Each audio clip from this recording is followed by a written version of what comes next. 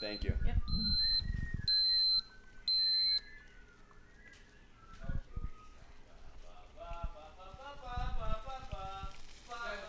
Hi, say this is the morning podcast with Jacob and Ethan. This is hell.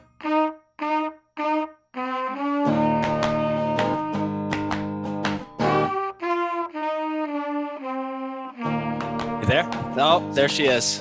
I'm here. Morning. Hey, how's it going?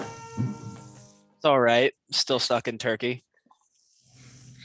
I mean, I guess I shouldn't complain. yeah. No, Turkey's great. It's just, I don't know. They had a terrorist attack a few weeks ago. Not ham, right? It's not what? Not ham. Oh yeah. Well, actually Yeah. now they don't want you to call it Turkey anymore. They want you to call it Turkey because they're tired of being confused with an animal. I mean, I guess it's fair, but like they named it that, so It's not my fault they're called Turkey, but they want us to Yeah. stop. Yeah. yeah. They had a terrorist attack? That's not great. They had one a couple weeks ago. They fight with their neighbors a little bit. They blamed it on their neighbors. So anyway, prices were real cheap for hostels last week, but I was a little bit like, I hope there's no more terrorist attacks. Yeah. Yeah. That would be good. Yeah. So hope none so far. None so far. Yeah. Yeah. Good. How's everything going in Colwich? It's 4 p.m. here. Well, it's 7 a.m. there. It is 7 a.m. here. It was a nice day yesterday. It was freezing the day before, and so it's about like normal Kansas weather here. So Oh man, poor Derek. You're not waking him up, are you? no, he's been up since like 5. Oh He's no. at the house for Christmas. So Okay. All right. Well, we should probably get started. Yeah. sounds good. Sure. All right. So anyway, Jacob, you're on Breakfast to Sell podcast. I'm gonna go ahead and cut the video because I have a little bit of lag. I don't know. Is there a lag on your end? I don't think so. Okay. Well, I'm gonna cut. Well, I'll just minimize it then. Maybe it'll. Oh, I can't minimize. Shit. Whatever you want to do is fine. Well, no, give me a second. Maybe this will work. Anyway, so yeah, Jacob Yurok, Breakfast to Sell podcast. I've got Cecilia Simon on the other side. Woohoo. Yeah. You want to say hello to people? Hello, people. Hello, people. We're not going to do video, by the way, so it's just audio, so you don't have to worry about that. Perfect.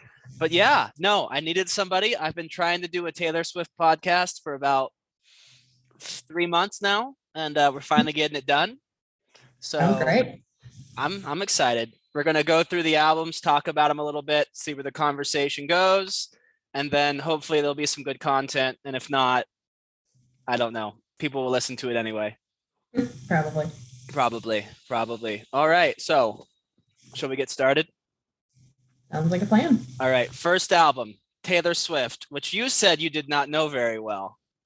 Yeah. So honestly, when it came out, there was this girl who was in like kindergarten and she was obsessed with the album. And so she would listen to it on the school bus all the time, blaring it. And we were all like, turn it off.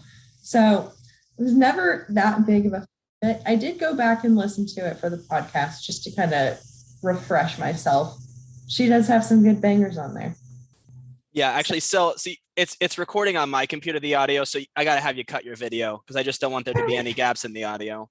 Okay. I think if you go to the bottom, there you go. All right. We good?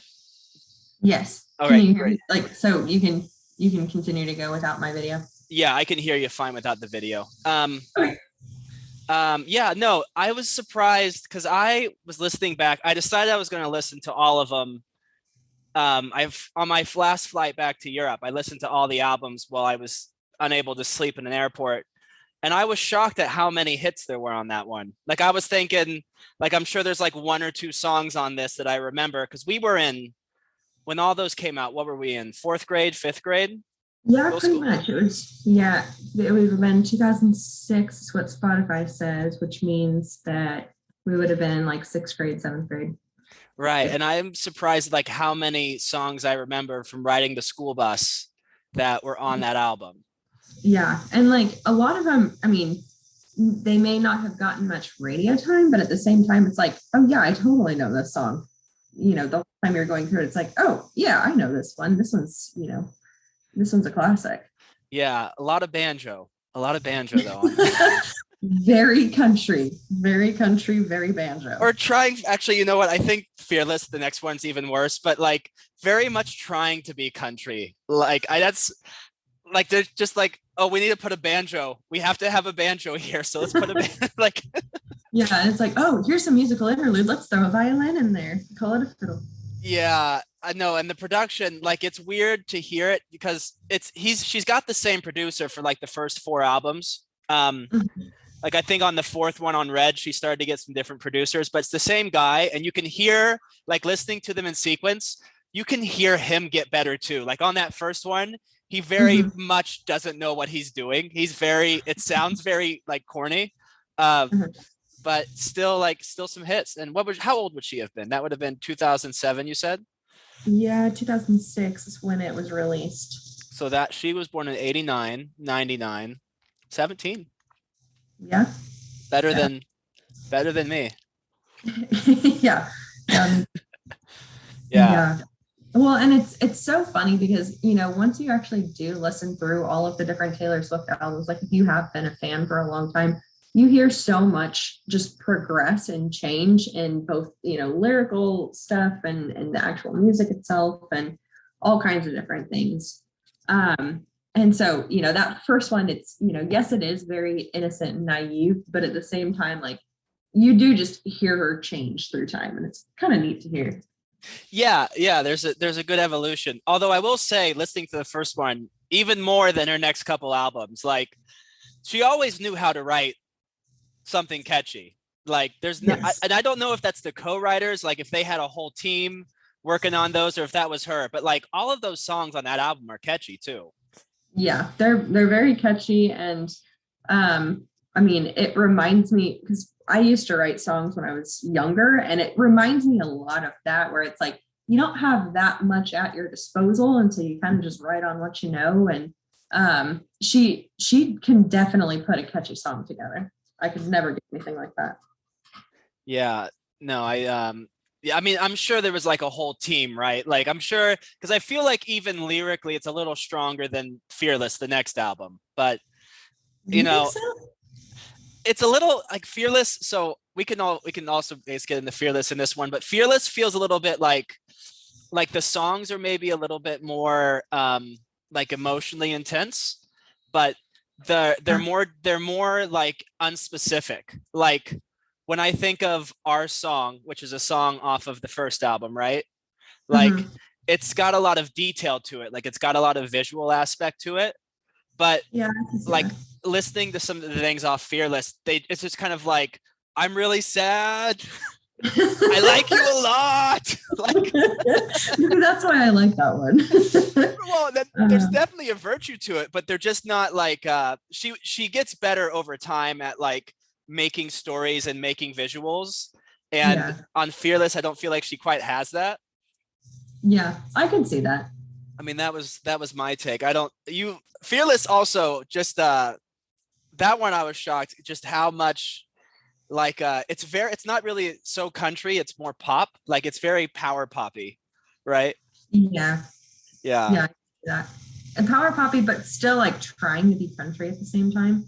Dude, her like weird not yelp, but like twang, like she is almost leaning into it more on the second one than on the first album, and it's really off-putting.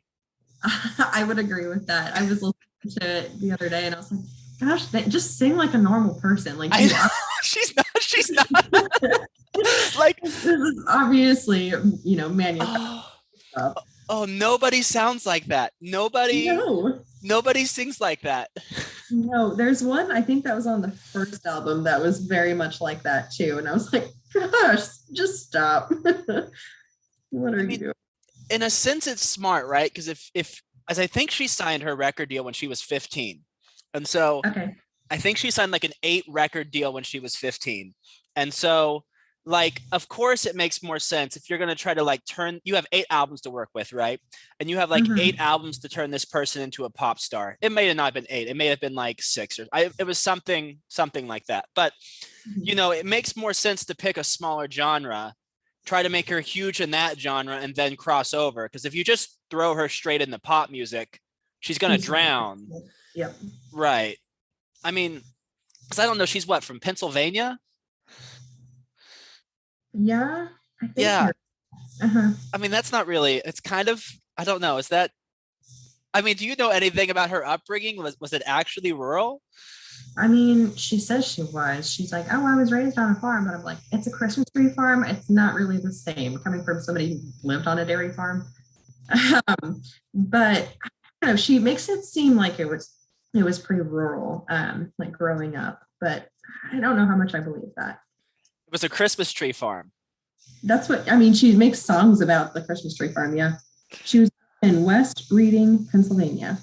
And she was, her parents sold their family farm in Pennsylvania to move to Tennessee so she could pursue a career in country music, per Britannica.com. Yeah. I mean, maybe it's just, whatever it is, wherever she's from, they didn't have a twang. That's not a real, yes. My great grandparents lived in Pennsylvania. I went up there. That is very much not the accent. That is not how Pennsylvania people sound. Yeah. No. Okay, so you liked Fearless. You liked that one. I liked Fearless. That was my kind of introductory Taylor Swift album. Because that one, I mean, that was when I had first started high school. So there were so many songs that were on there that just kind of related to me at the time. Like obviously 15, because it's like, oh my gosh, I'm 15. Wow, this song speaks to me. But like there's just a ton of other ones that I just really enjoyed. And maybe it's just because I like a lot of the sad, depressing, emotional kind of songs. And she's got a lot more of that on this album than she did on the first one. Yeah, she's definitely trying. I mean, she does a good job, right? She mixes like songs that are very sincere about her own personal experiences. Only I think she was 20 when she wrote it. So like she does a good job being sincere to her own experience and not trying to write about something she doesn't know, but also getting some like actual depth to the song, like some actual trying to tackle big emotions, right? Yeah. Yeah. No, I was just surprised. I think I was even listening to it again this morning, the sound, because I guess I have this like very generic image of Taylor Swift until about like, I don't know, when 1984 comes out, 1989, when 1984 is a George Orwell book. Yeah, very different, very different. So I have this very like generic idea of Taylor Swift, but like it does sound very different from the first album. Like half the songs are very power poppy and the other half are very kind of very subdued. Also, it has You Belong With Me, which was the song of high school. Oh gosh, yeah. I don't think, was there a bit when we were in high school, what were the biggest songs? Like that was one of them. One. Yeah, I mean, if you're talking Taylor Swift, that's one category. If you're talking Miley Cyrus, Party in the USA, that was the other anthem of high school. Yeah.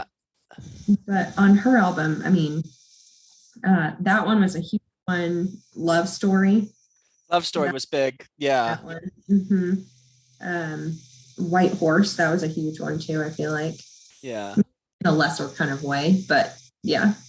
No, I just feel like with Taylor Swift, it's something like Kanye West. For like the first 10 years of Kanye West's existence, like everybody knew Gold Digger, you know what I mean?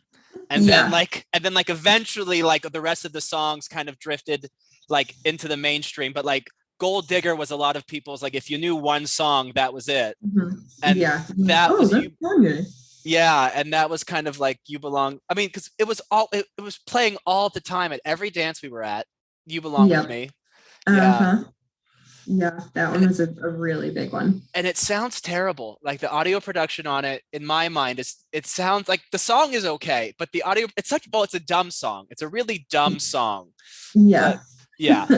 Like, yeah, no, I would agree with that. Like you go back and you listen to it, and I mean, even that one and our song from the last album and stuff, I just listened to it. I'm like, oh gosh, it's on you know, and they're not as strong quality as you'd think. I think it's just because it's so poppy and exciting.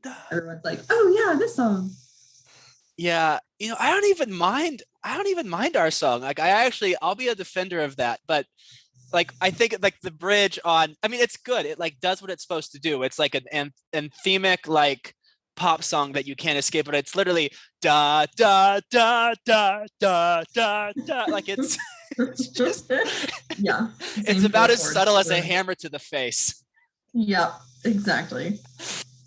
No, I mean, was that okay? Was Taylor Swift cool yet then? Like for you, by the time that second album came out, or was she still not cool? She was cool. She was cool. Yeah, she wasn't like huge at that point, but I feel like, I mean, she was definitely more cool. Like I couldn't really look that little kindergartner in the eye that was, shouting about Taylor Swift a couple of years before. So I mean, she's definitely progressed. And she was in the cool phase at that point.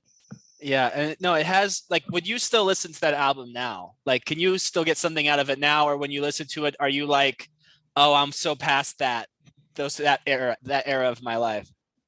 I feel like I'm past that era of my life, but at the same time, like it definitely takes me back. She has a really good way of being able to put you in that time frame. And so, I mean, I feel like there were different songs where I'd kind of listen to it. I'm like, oh yeah, I feel something different about this one. Like The Best Day, I was listening to that one. I hated that one when I, first listened to the album. But then when I was listening to it again recently, I was like, oh, I get something different out of this one. This is sweet. Yeah. You do get something different out of it as time goes on too, I feel like. Right. I feel like it would have been better titled 15. Do you know what I mean?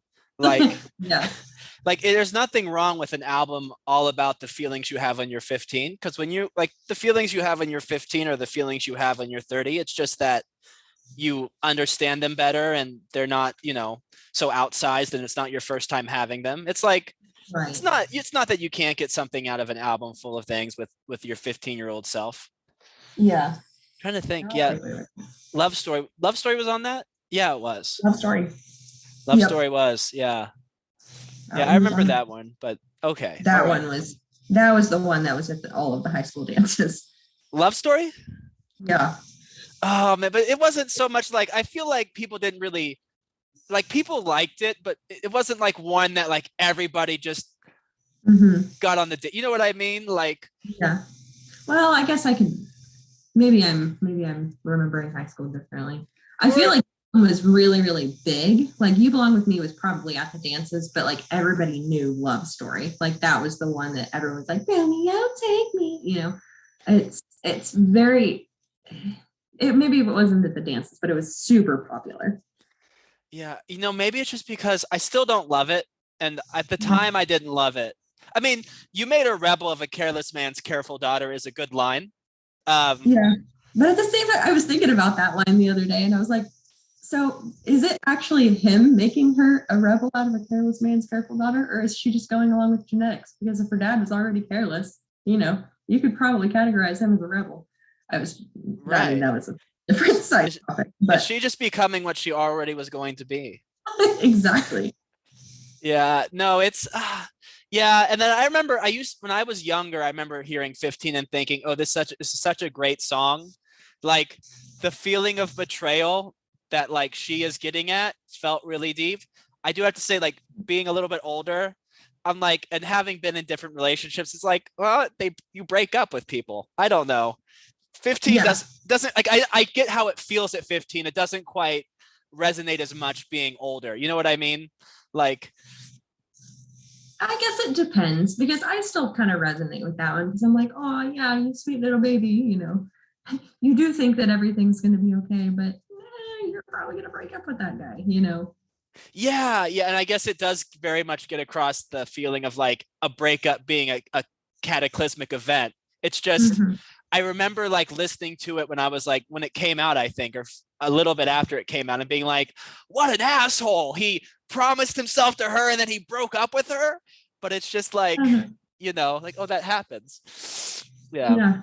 That's normal life. It's normal life. Yeah, I guess but yeah, it's a song about people learning that life happens, maybe.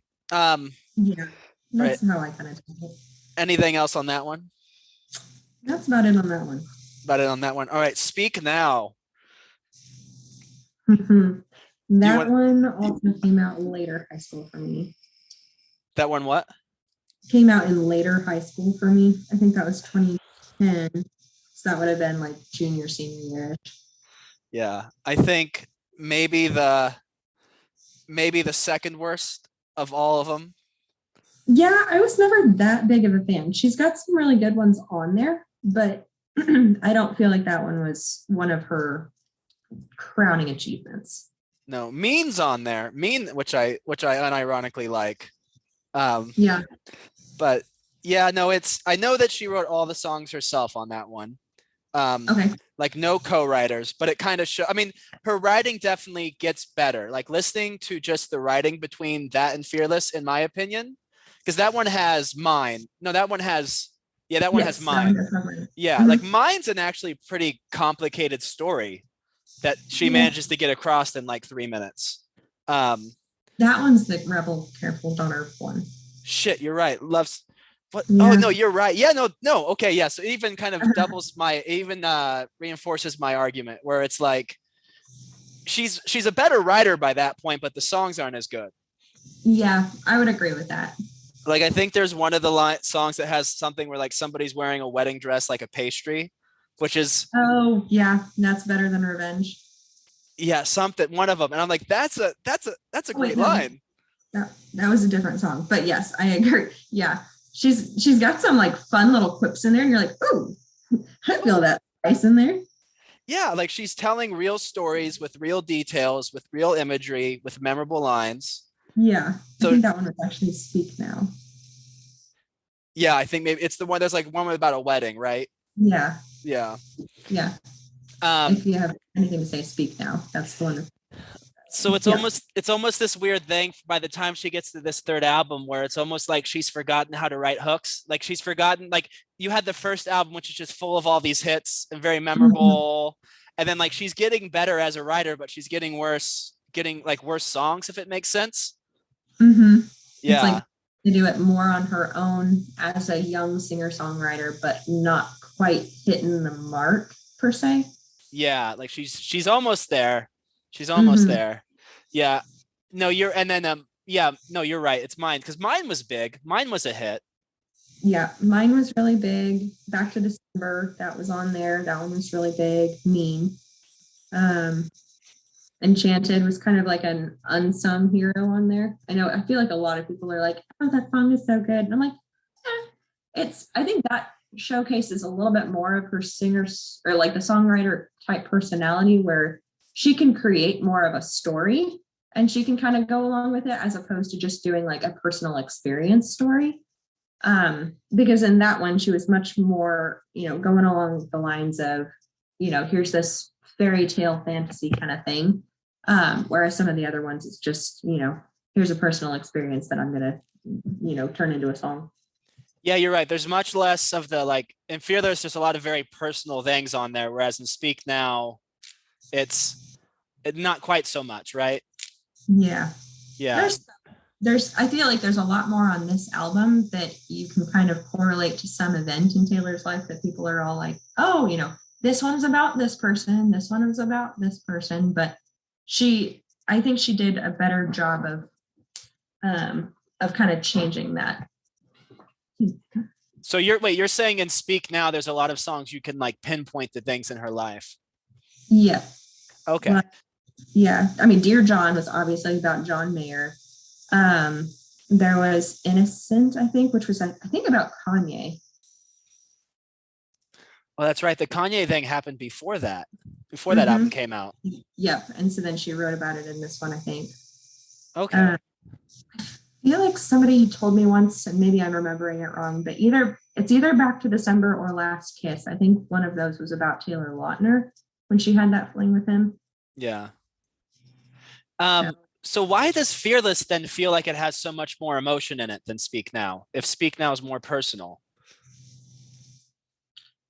I'm not sure. And I don't know if, again, it's just because of the maybe co-writers that had helped with it that kind of made it feel a little more universal for Fearless as opposed to Speak Now, where it's more on her and she just had a harder time trying to relay that. But I don't know. Yeah. Also, this brings up a good thing. How do you feel? Because so much of the conversation around Taylor Swift involves like who her songs are about or what she's writing about. Do you feel like this is fair? Do you feel like this is, I mean, people do it, whether it's fair or not, but do you feel like, because I know she's complained about it a lot. She's complained about people like pinpoint. Trying to figure out who her songs are about or what boyfriend it's about or something, you know? Yeah. So honestly, I definitely do, and I enjoy it only just because it makes it feel more relatable, because it's like, oh yeah, okay, this makes more sense here. Or, you know, you can kind of, yes, it's not quite as personally relatable, but you can at least understand a little bit more of her as a person or as a singer-songwriter, you know, things like that. So I enjoy it. I know she probably doesn't having her life on display like that, but at the same time, I feel like it makes her a little more human. Well, and I also like, come on, I mean, how do I put it? There has to be some degree of like her camp leaking that sort of thing, right? Because people aren't figuring that out just by themselves. Yeah. So it feels a little disingenuous. I could see that too. Yeah, I mean, there's even one song, I think it's on Fearless, that's like called Hey Steven or something. Mm-hmm. And it's like literally about a guy named Steven and her opening band on the tour. And yeah, I didn't realize that. And I was like, it's a little bit on the nose, where if you're mad that people know what you know what I mean? It's because oh man, because I remember. Go ahead. No, you go ahead.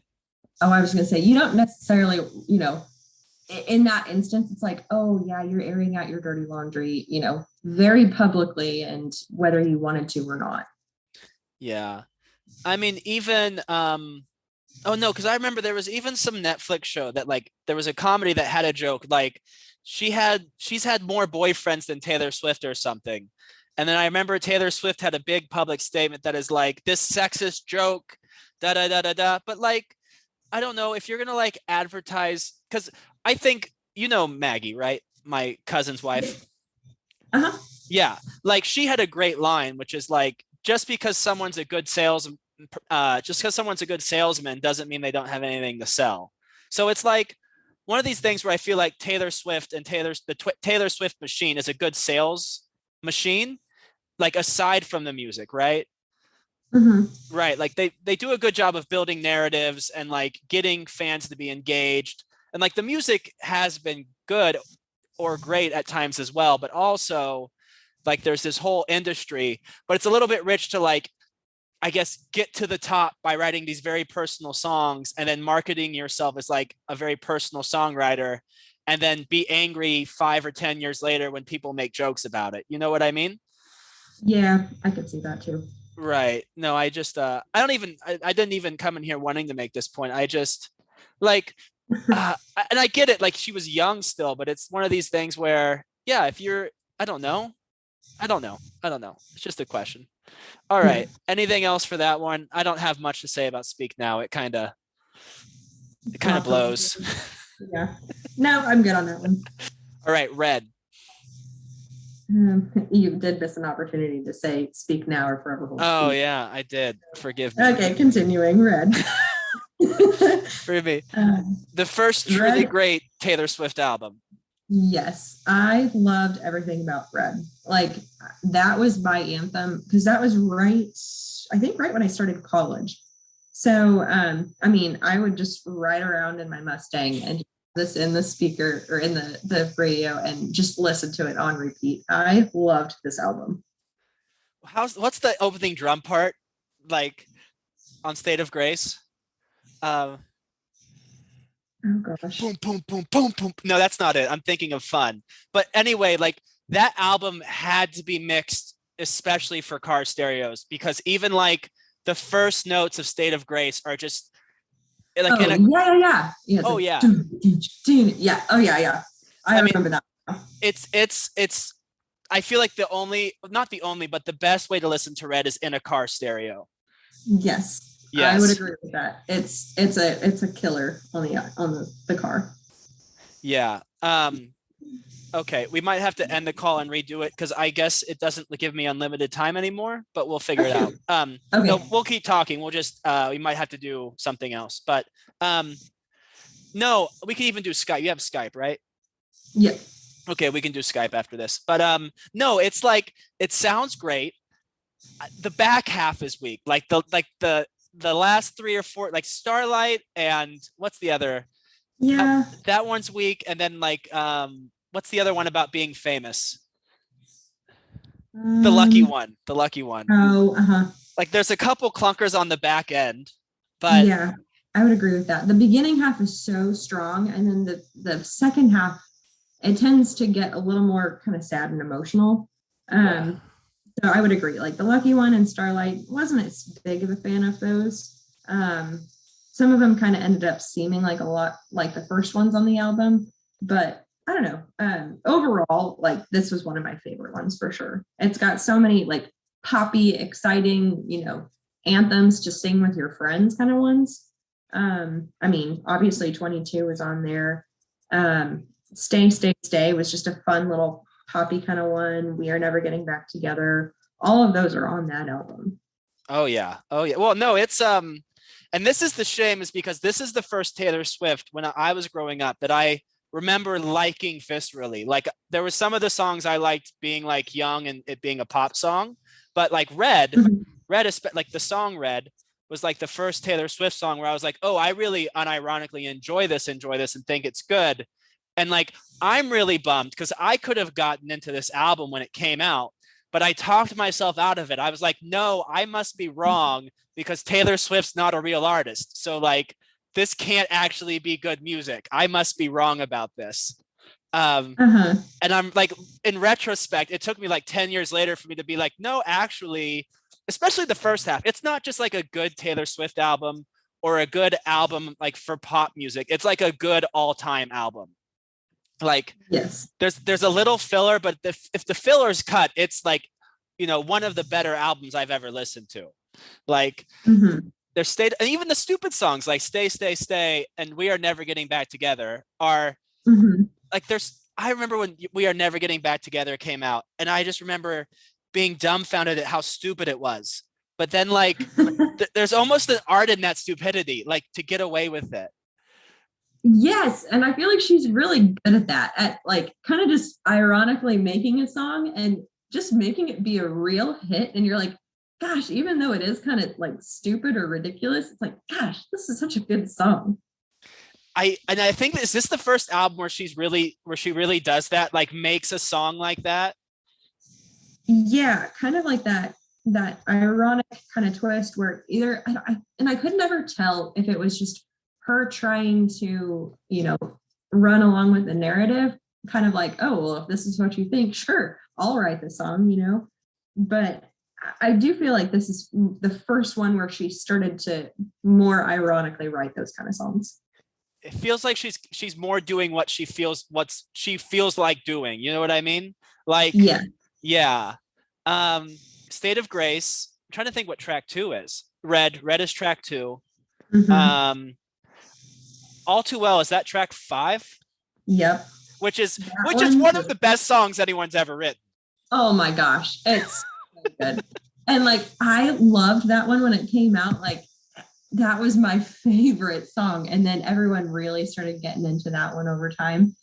And so I feel like I'm kind of the original stans of that one. I really like that song. I'm telling you, were right.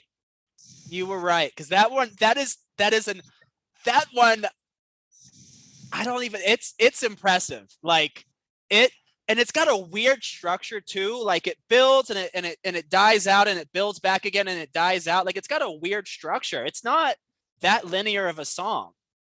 It's not, but I feel like it's kind of like the emotions that you would feel along with it too. So like, I mean, she builds the story in the song. It really gets you into it where it's like, okay, here's the very beginning of this relationship. It's new and exciting and it's fun. And then it's, a little more personal. It's, meeting the parents and, thinking that this is going to be long term. And then, then it gets into like the big fights and the big, kind of breakup point. And then it's just kind of this numb, emotionless spot where it's like, time won't fly and I'm mesmerized by it, stuck in that. And then it kind of just like picks up again, kind of like you're remembering those emotions if you think too long in it, and it just gets you again. And it just, it hits so good. It's almost it almost kind of has this emotional arc of remembering a relationship, right? Yes. Agreed. Yeah. Like of process. It's got this weird structure. Like it feels like it's like a spiral, like it circles back on itself. The song does. Like, yeah. Yeah. Because here we are again in this situation. And I remember, and you remember, and I think, and this is one of the first ones that I remember she does it much more in her albums more recently, but this one, she for sure would change slight aspects of the chorus to kind of either reiterate or relate a certain part of the song. So like the beginning, it was, I remember all too well. And then by the end, it was, you remember all too well. Yeah. Oh yeah, like, and then even the vocal delivery. I mean, she's starting to become like, even she's still not a great singer yet by this album, but like, maybe we got lost in translation. Like there's a lot of she's throwing that line out there. Like she really knows how to get that across. Yeah, and then yes, yeah, call me up again just to break me like a promise. Like she's a good writer now too. At this point, she can make great lines. Agreed. Yeah. She can throw words together in such a way as to pull out different kind of emotion from you instead of, what the basic version of that would be, And I think what's weird about that song is that song shouldn't work. Like structurally, like melodically, it's really not that catchy. Like it's not, I mean, it's tuneful, but it's not catchy. And it's an awfully long song to not be catchy. Right. Yeah.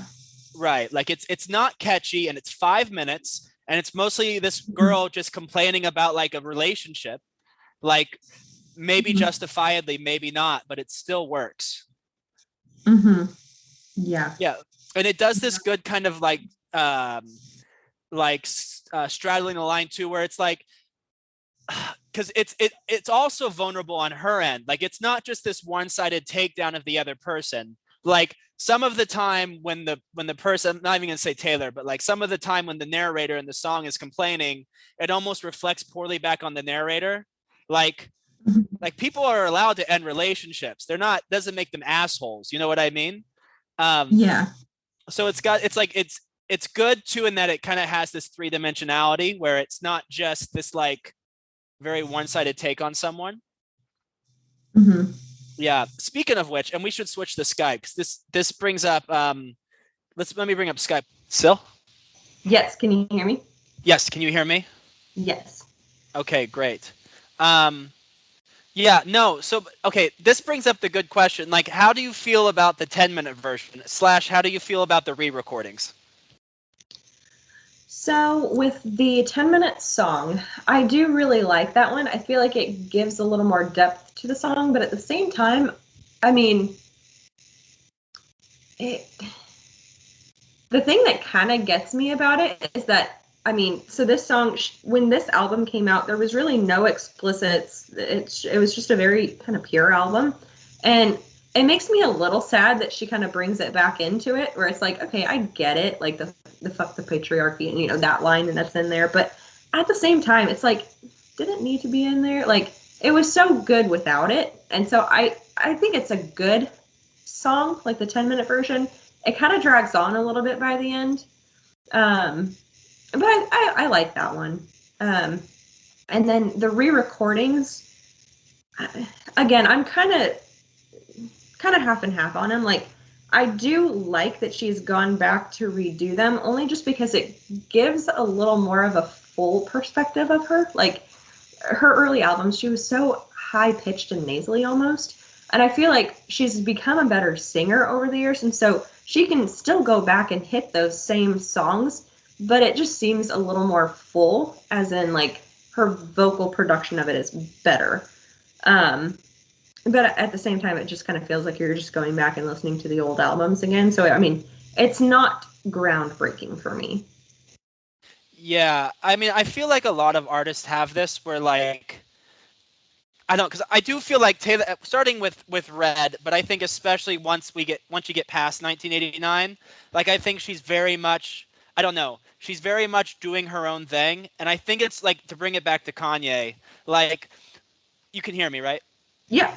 Okay, good. No, there's just less noise on Skype for some reason. But like sometimes you do what people tell you not to do and it works. And like I feel like there's like this I call it the Kanye syndrome. But like if you keep like doing things when people tell you it's not going to work and then it actually is working, then you almost like lose like any sense of some stuff you shouldn't do. And it almost seems like in the careers of a lot of artists, they have a moment like this where they end up just spending a lot of time working on something that is actually just like stupid. Yeah. Like I know Kanye, like he just couldn't finish anything, or like Bob Dylan had that weird like 70s period where he's just like writing nonsense, which is like fine, but it's almost like when an artist starts to do that, it almost signals the end of their peak. Like Yeah. I guess you would say it's what's the word? Like when you're indulgent, like it's a very indulgent thing to do, to decide you have to remake your entire discography. Yeah. And I mean, and that's kind of why I do like that she's still releasing new albums despite that, like putting out Midnights. I mean, to an extent, it's like, okay, look, I am still working on stuff. I'm just, and I understand why she's doing it because, her everything was taken from her with those albums. So she's like, okay, fine, I'm going to re-record them and then, have my own name attached to it instead. But at the same time, it's kind of like you said, it's a little more indulgent. It's a little more like, okay, where are you going with this? I mean, she's certainly making bank. Like she's making bank on them. Yeah. Yeah. She definitely is. I guess, I mean, part of my problem too is something I think that like there are writers, I think of some writers like Thomas Hardy or maybe even Henry James, like you don't want to read with a very few exceptions, you don't want to read their later revisions of their early works because they end up ruining them. And what they end up doing is they end up taking their current aesthetic or their current beliefs of art and retroactively applying it to things in the past and kind of running what the early things, what made them unique. Like I started trying to listen to the re-recorded Red, and like speaking of those drums on State of Grace, like they were very like high cut, like the high end was kind of cut out of them, and there was a lot more mids, like a lot of the stuff in the 300 to 600 frequency, which is like very modern, like it's very Midnightsy, it's very like melodrama, like the Melodrama album by Lorde. I don't think I know that one, but yeah, it's very like modern lo-fi, like TikTok pop, like a sort of way to mix something. So it's and so it just kind of like also like, well, you just kind of ruined what I loved about this album is like that big tinny like car stereo sound of those drums. You know what I mean? Yeah, agreed. Like, because I mean, for me, it was, I mean, I knew the beginning albums so well that like I knew where she breathed in the song because I would breathe there too. There's like different emotional aspects of those early albums that she kind of just loses because she's, it's just not quite the same. And it does just, like you said, with the drums, you lose this part of it that's like, man, that was such a good aspect of that song. And then same with, the emotional patterns or like the breathing patterns where it's like, she took a breath here, which just really kind of drove in the point, and she just doesn't really get that as much in some of the newer albums.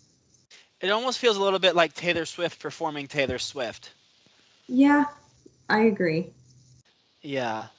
I mean, she has gotten, I mean, here's the thing about the masters, though, is, that's pretty industry standard to not own your masters. Like, you're very blessed if you get to own your masters.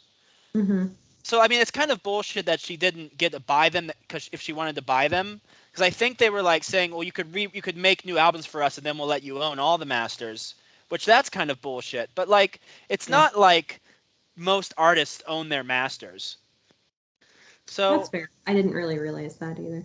yeah, no, that's pretty rare. So I mean, I don't know. I feel like, look, Taylor Swift. I remember I was reading, somebody was tweeting after Midnight's came out. Someone was tweeting it. Taylor Swift seems awfully disgruntled for a very successful woman. And somebody else I was reading was like, you know what? There's probably 0.0000000% people, 1% people who are as successful as Taylor Swift, and that's probably just as many people who are as incredibly petty as Taylor Swift. Like, Yeah, I like I I'm probably sure. agree with that. I think that level of pettiness is like goes hand in hand weirdly with the success. Yeah, It's I like can see that. Yeah, like it's almost kind of like in a sense that you feel entitled to be able to kind of do whatever you want, and it's like, well, yeah, I didn't get to do what I want, so it's like a moral affront, right? right. Right. Um, no, even like the last track. See, that's my problem. My only problem with Red is that it's a perfect 12-track album. Like, I can think of 3 tracks I would cut, and it's a perfect 12-track album. And my only frustration when I listen to it is I want that experience, but I can't have it because I have it on the CD and the car stereo. Yeah. That's my only frustration with it. But that's um, The Last Time is a great song. I was going to talk about that one because I like that one a lot. It's great. I feel like it's the dynamic between the two of them too, because like in the beginning, she kind of took the higher part and it was like, you know, again, kind of that emotional drive of like, this is the last time, you know, and then by the end, she's just like zonked out and it's like, you know what, this is the last time I'm asking you this. And it just, that dynamic of the voice change between the two of them with the part change, I really liked that. It's a very weird harmony too. It's very, yeah. Mm-hmm. I really enjoy that song. I Almost Do is a great song. Mm-hmm. Yeah. I like that a lot. Everything's changed. It's, you know, it's a classic one. Everything Has Changed is a great song. Don't even. Yeah, I like that one. What's your hesitation with it? It's too, but like at a certain point with Taylor Swift, it's like we're not going for emotional subtlety here. Yeah. No, I agree. No, Like, I like Everything Has Changed. I feel like it's kind of the exciting, you know, new aspect of a relationship kind of thing. Well, and that's my frustration with the album length, with the 15 tracks or 16 tracks, where it's like, the album itself is kind of this nice circle. Like, speaking of the structure of All Too Well, like the album itself almost emotionally circles back on itself, except for these like Starlight and the Lucky One. Like, if you just got rid of those and maybe one more, then like it almost has this very like circular, snake eating its own tail structure of like falling in and out of love of someone. You know what I mean? Yeah, I could see that because then you end with Begin Again and it's, you know. Right, and then you go back to State of Grace and yeah. So yeah, I could definitely see that. Right. It's almost, and I don't know if she intended that, but it very much, yeah. That's my, but no, and like by this point, speaking of, she's been with the same producer. Oh yeah, because this was also the second biggest. You Belong With Me was the first, you know, omnipresent Taylor Swift song. I Knew You Were Trouble is the second song I remember, like the second time that Taylor Swift released a track that shocked the world. Oh yeah, that one was a huge one. You had the sheep meme, right? Yeah, that was an iconic one.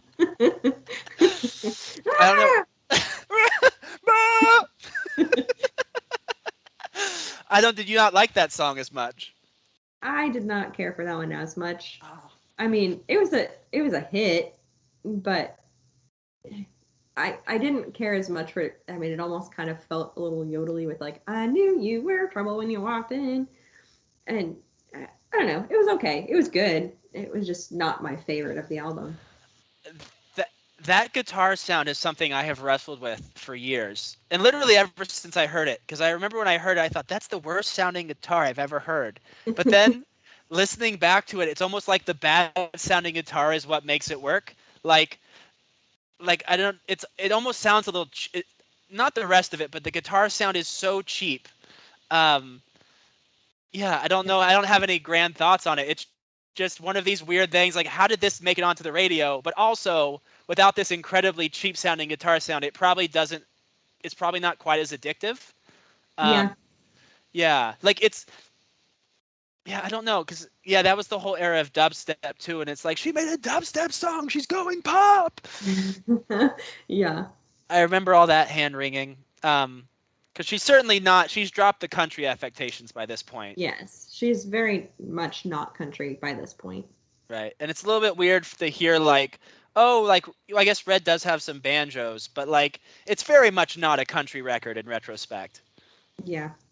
I Yeah. would agree with that. I mean, I didn't even think so listening to the album when it came out, because it was like, oh, this is very much not the country sound that she previously had. You knew that there was a change. It just was a little more subtle in the pop as opposed to, the full on, Katy Perry pop kind of sound. Yeah. I mean, compared to say like Fearless, that whole accent is gone. I think that's one of the troubles of like being a pop star though, is right. It's like, here, you make this pop record and like people are going to let you make the pop record you want to, but they're still going to market it as country. You know what I mean? Yeah. Yeah. Yeah. They're going to market it whatever kind of fits their agenda. Right. I'm trying to think of, because it is truly a great album with great. Yeah. No. This part is where it's yeah, you kind of, because I've been listening to more pop music, and it is striking how sometimes I'll listen to a different artist and I'll put on a Taylor Swift song, and just like the emotions are very big. They are very bold. They are very colorful. They are not they're not subtle, right? Yeah. Like I could just imagine like with I Knew You Were Trouble, like it could be like just some guy that's been seeing a girl for like 2 or 3 weeks, and like I don't know, they like got coffee twice or something, and then like he went over to her place for a little bit, and then he only left after 20 minutes, and he was like, okay, I'm headed out, and then like like this Taylor Swift song starts playing. Like it's these emotions that are not only big, but they also are like almost comically outsized to the situation sometimes. Like I don't know what justifies a song like I Knew You Were Trouble. You know what I mean? Or All Too Well I can kind of get, but like I Knew You Were Trouble, like like you have to like have someone sleep with your sister or something to justify a song that big. Yeah. Yeah. Yeah. So no, and you said it's comically outsized to the proportion of the situation. Right. Or like the last time, like I love the melodrama, but like holy shit, that's like what's going on in this relationship where right. Yeah. Or I almost yeah, it's like, are you like literally like digging your nails into your arms and bleeding? Like Yeah. You were gonna say something. Oh no. Okay. Yeah. Or what? It's fine. So no, I feel like at this point too, like up until this point, the emotions aren't quite this big, but starting with Red, they are very much like, very big. Yeah, I would agree with that. Yeah. What else can be said about Red? What else can be? It was kind of overlooked when it came out a little bit. Yeah, a little bit. I mean, I remember, I think I was in JUCO at the time, and I remember going to the Target, and I was like, hey, I'm going to get the album. But at the same time, like, there was plenty of albums available. After this point, that's really when it became like, the pre-sale album, and that, you get that album before it comes out, and or, it's hard to even find a copy. This was kind of the last one before that hit. And this was also one of the first ones I feel like that she had those additional songs at the end of the track, or at the end of the album. If she had a deluxe album, this one had the 3 originals and then 3 like recordings of songs.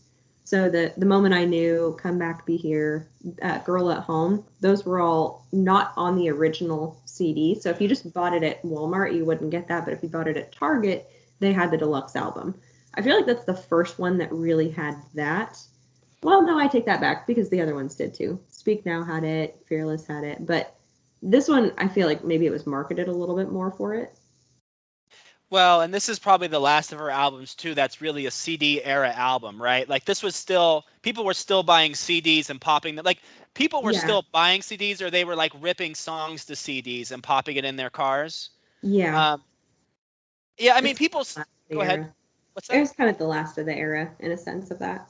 Yeah, it was an album that people were bumping on CD in their car. Like people had tuners back then. Like if you don't know, if you're a younger listener, you used to have like a little thing you would hook up to your iPod, and then it would connect to a radio station. You could play over the radio, but it would be spotty sometimes, and sometimes the radio signal would be too good, and so you were better off usually just playing a CD if you wanted good audio quality.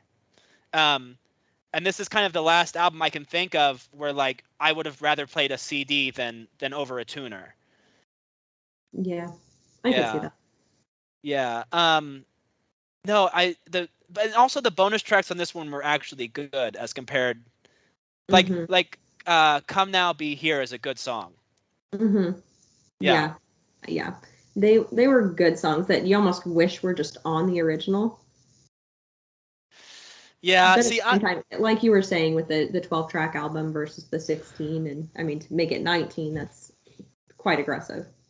I mean, how do you feel? Do you prefer? I mean, I get the mentality of the CD era when like all you can hear is what's actually on the disc, but I would rather have an infinitely repeatable 12-track CD than like an 18-track CD that has a bunch of extra and like, that. I mean, personally, I guess. Yeah, I think it depends. Like, I don't care as much for the double recordings, because on that album she redid Treacherous, Red, and Straight of Grace, both in like the original demo recording and an acoustic version. I just didn't care for those as much on that album. Like, I like a good 14 to 16 album only just because it gives you more of that artist as opposed to just like, okay, here's 11 tracks or 12 tracks and then we're done. And it's like, man, I just want more from it. So I thought the 16 was good. Well, and there is an aspect, because I think Taylor Swift did this well, and also Modest Mouse did it well, where like traditionally people, you were either a pop star and you were just trying to cram as many tracks as you could onto an album until you couldn't fit any more on a CD, or you were like an artist and like doing like the traditional like 10 to 12 track thing, running time somewhere between 35 and 48 minutes, something that would fit on a vinyl record, right? And Taylor Swift and also Modest Mouse would do this, where it is like these kind of outsized records where they're like 59 minutes, an hour, and 5 minutes. But they're very much made for the CD, right? Like it's very much, can we cram a quality running time, but can we do it like, and it's a different, for me, I think, I don't know why, but for me, it's too long to keep my attention maybe. Like, it's like if I'm trying to read a short story, it's like, it's just too long to the point where I can't finish it on my train ride. You know what I mean? Yeah, I can see that. I feel like it probably is different for me because I did so many road trips, like going to and from college, which was 45 minutes, to and from the other college was 2.5. And then I'd make other random trips here and there. So I wanted a good long album because I didn't want to have to change out my CD every, 30 minutes. So I preferred the longer albums, but I can see what you're saying with it does kind of make you lose your attention if it's too long and it's, kind of redundant in some sense. Yeah, and I don't even, there's an art to it, right? There's an art to the CD length, like good album, and not many artists really, like artists have made CD length albums, but that feel like they're full of filler. I think it's just not like I think it's a personal preference, but I think you're right. Like for the car trips, for the long drives, of course you want an hour of content. You need that hour of content. And then you get to know like and then you learn to love like the B-sides and like the weaker songs almost as much as the better ones, right? Like you get to know every little detail because you've listened to it like 20 times. One of the true joys of like people don't get it now with the infinite streaming and like the infinite access like not because we had infinite access when we were young. We still had Napster and LimeWire, but like you had to burn that shit to a CD, and like you could only carry so many CDs, and you don't want to get in a car wreck by changing your CDs. So like you did kind of have to, you did kind of learn the CDs you had, right? And it was kind of a pain to burn a CD. So you would get to know these CDs like in and out. Mm-hmm. Yeah. Yeah, like you said, like even the vocal, like even the breath pauses. Mm-hmm. Yeah. You listen to it so many times and you just know it like the back of your hand. I mean, and it's funny when you were talking about the B-sides, it's like I loved the B-sides specifically because of that. Like, yeah, it's maybe a weaker song or maybe not, it's never going to get actual radio play, but at the same time, I mean, some of those, it just shows a different part of the artist, I think, and I just really like that. Yeah. Okay, anything else? I'm trying to think what else Red could bring up. Anything else on your end? I don't think so. Okay, but yeah, it is weird. Like Taylor Swift's finally starting to make good music, great music, but I feel like her place, at least in like the people that really loved Taylor Swift up to this point really loved Taylor Swift, but I feel like her like the adoration of Taylor Swift starts to disappear around this point, right? Like she's less of like there's not so many kindergartners talking about her all the time. Yeah, I could see that. Yeah. But at the same time, I could make the statement for, the last half of her albums here, they really start to hit like the Taylor Swift fan base, which, I mean, those kind of super fans, they're aggressive with their love for Taylor Swift. Like I remember to this point, just so you know, like you like Taylor Swift a lot, but you like her music, her, some of those kinds of things. But then after this point, it's kind of just Taylor Swift, the superstar. Like she is, everybody knows her. Everybody knows everything about her. It became much more mainstream, I guess, or like maybe supersized to her proportion. Well, I guess like it's hard for me to like I'm trying to do this because this like I Knew You Were Trouble, and then the last truly big giant hit she has probably until maybe 2020 is gonna be Shake It Off, but like and Blank Space. But it's like this weird thing where like I feel like for the first three albums, like I knew people who loved Taylor Swift, right? Like I knew people who loved Taylor Swift, and then like okay, she's a mainstream pop star, but it felt like there was some core set of people who it feels like every girl that had like the emotions a girl has between like 13 and 20 loved the first three albums, and then like then it became like this very small group of people that adored everything she did. But I think it's grown bigger now, that group of people that adore everything she did. But at the time of like Red in 1989 and Reputation, it was very small, it felt like. But like she was more omnipresent, if it makes sense. Like she was on pop radio. Yes. She had much more albums in the beginning. In the first three albums, she had I can't talk today. In the first three albums, there were a lot more songs that were that kind of omnipresent, like always there, always on, everybody knew her.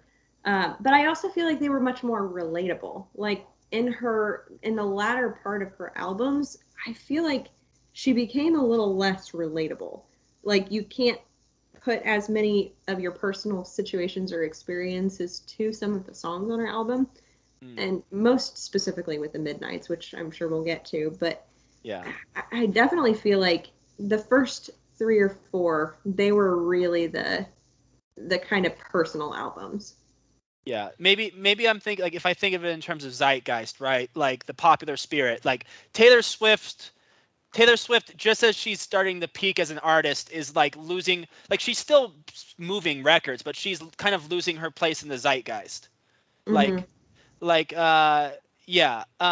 get into that because I feel like Reputation and Lover are especially like emblematic of this. But anyway, Red happens, and then we get to 1989, which is a giant smash, and also I think the worst Taylor Swift record.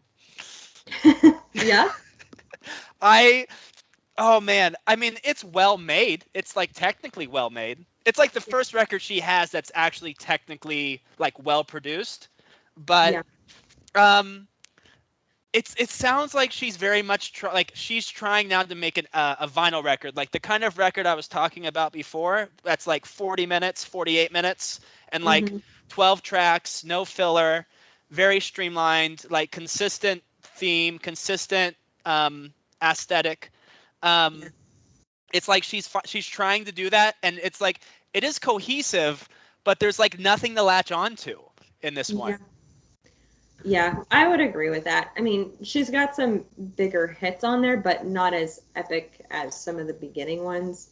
I mean, Shake It Off was obviously on there. Out of the Woods, that one, and Style are on all the time on the Yeah. radio. Same with Blank Space.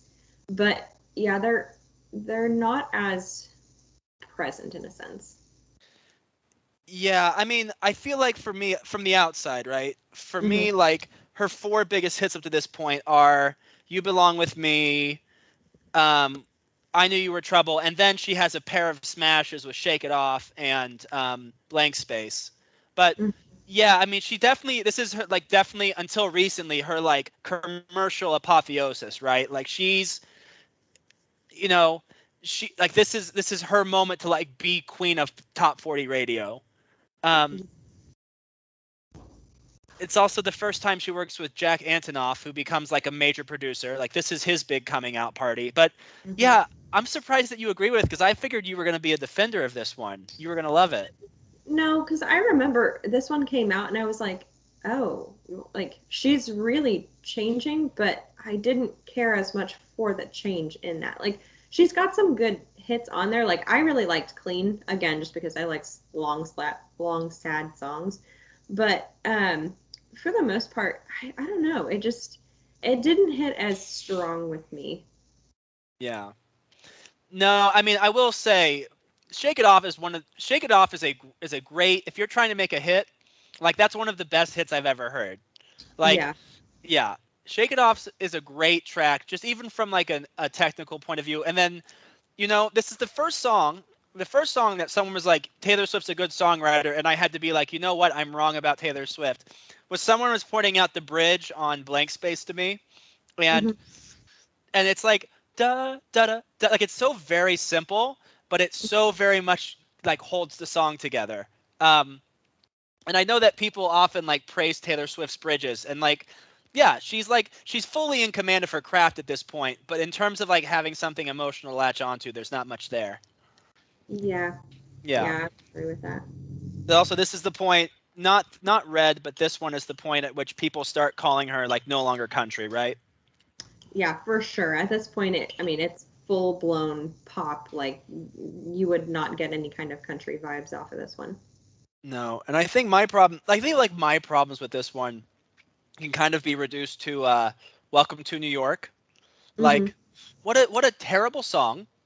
Like, why do I want, like, it's not even like, why do I care? Okay, even if I'm from New York, it's like I Hmm. don't want your like little girl version of like, oh, New York. Yeah. Yeah, I don't know.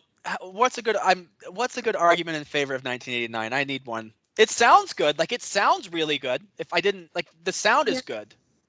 Yeah. And that's Yeah. honestly the thing that I would say. Because, I mean, lyrically, I'm just not in love with it. Again, it,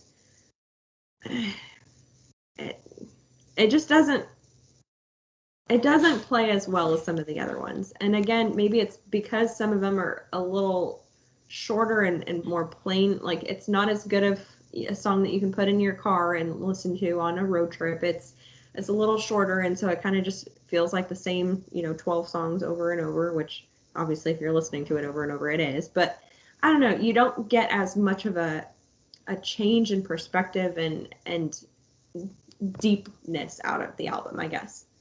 Yeah, it's certainly like if you asked me objectively which of her first five albums is like the best produced, like which one is the best one technically, I would say 1989. But like which one is the one that I'm least likely to put on repeat or put on in my car? It's either going to be 1989 or Speak Now. Like Mm.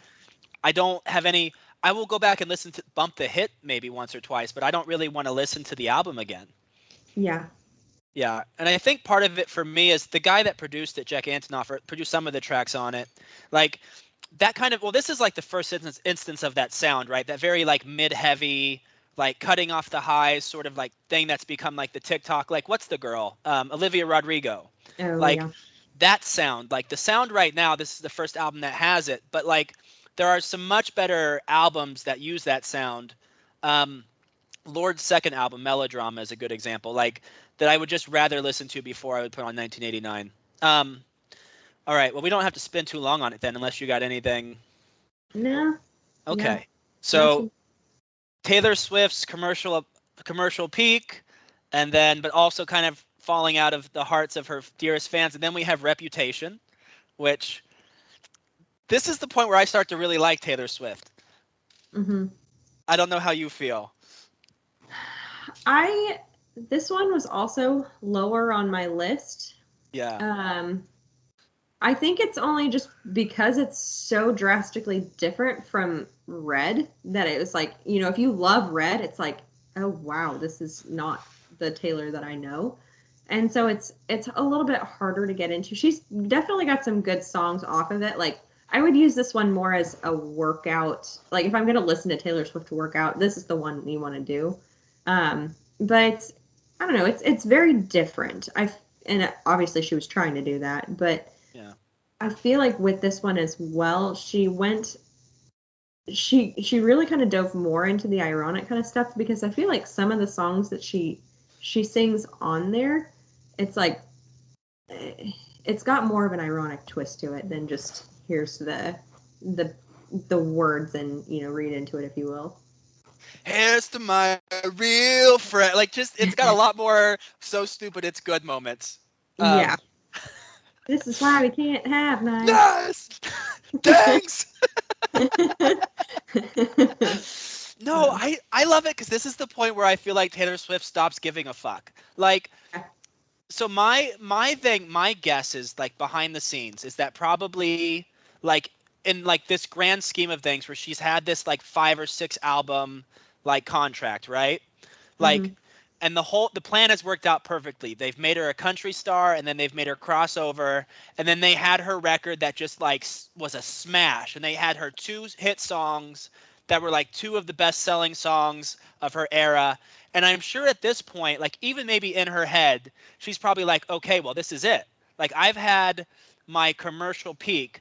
So at this point, I'm just going to make whatever I want to make. Like, of course, it's targeted to like the contemporary trap sound, and like it's targeted toward contemporary sounds. Like she has Future on there, who was a big rapper at the time, but it does very much sound like she just doesn't give a fuck anymore. Like I remember when I heard "Look What You Made Me Do" on the radio, and I was astounded that song existed.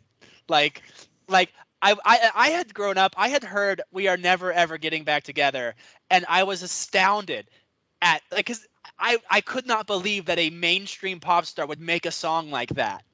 Mm-hmm. Like it made 0 sense.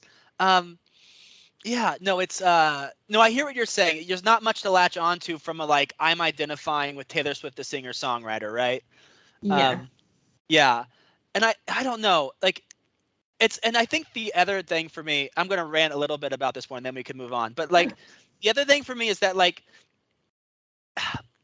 it's not even trying to be like it's not even like it's like it's almost trying to be sexy, but it's not even a sexy album.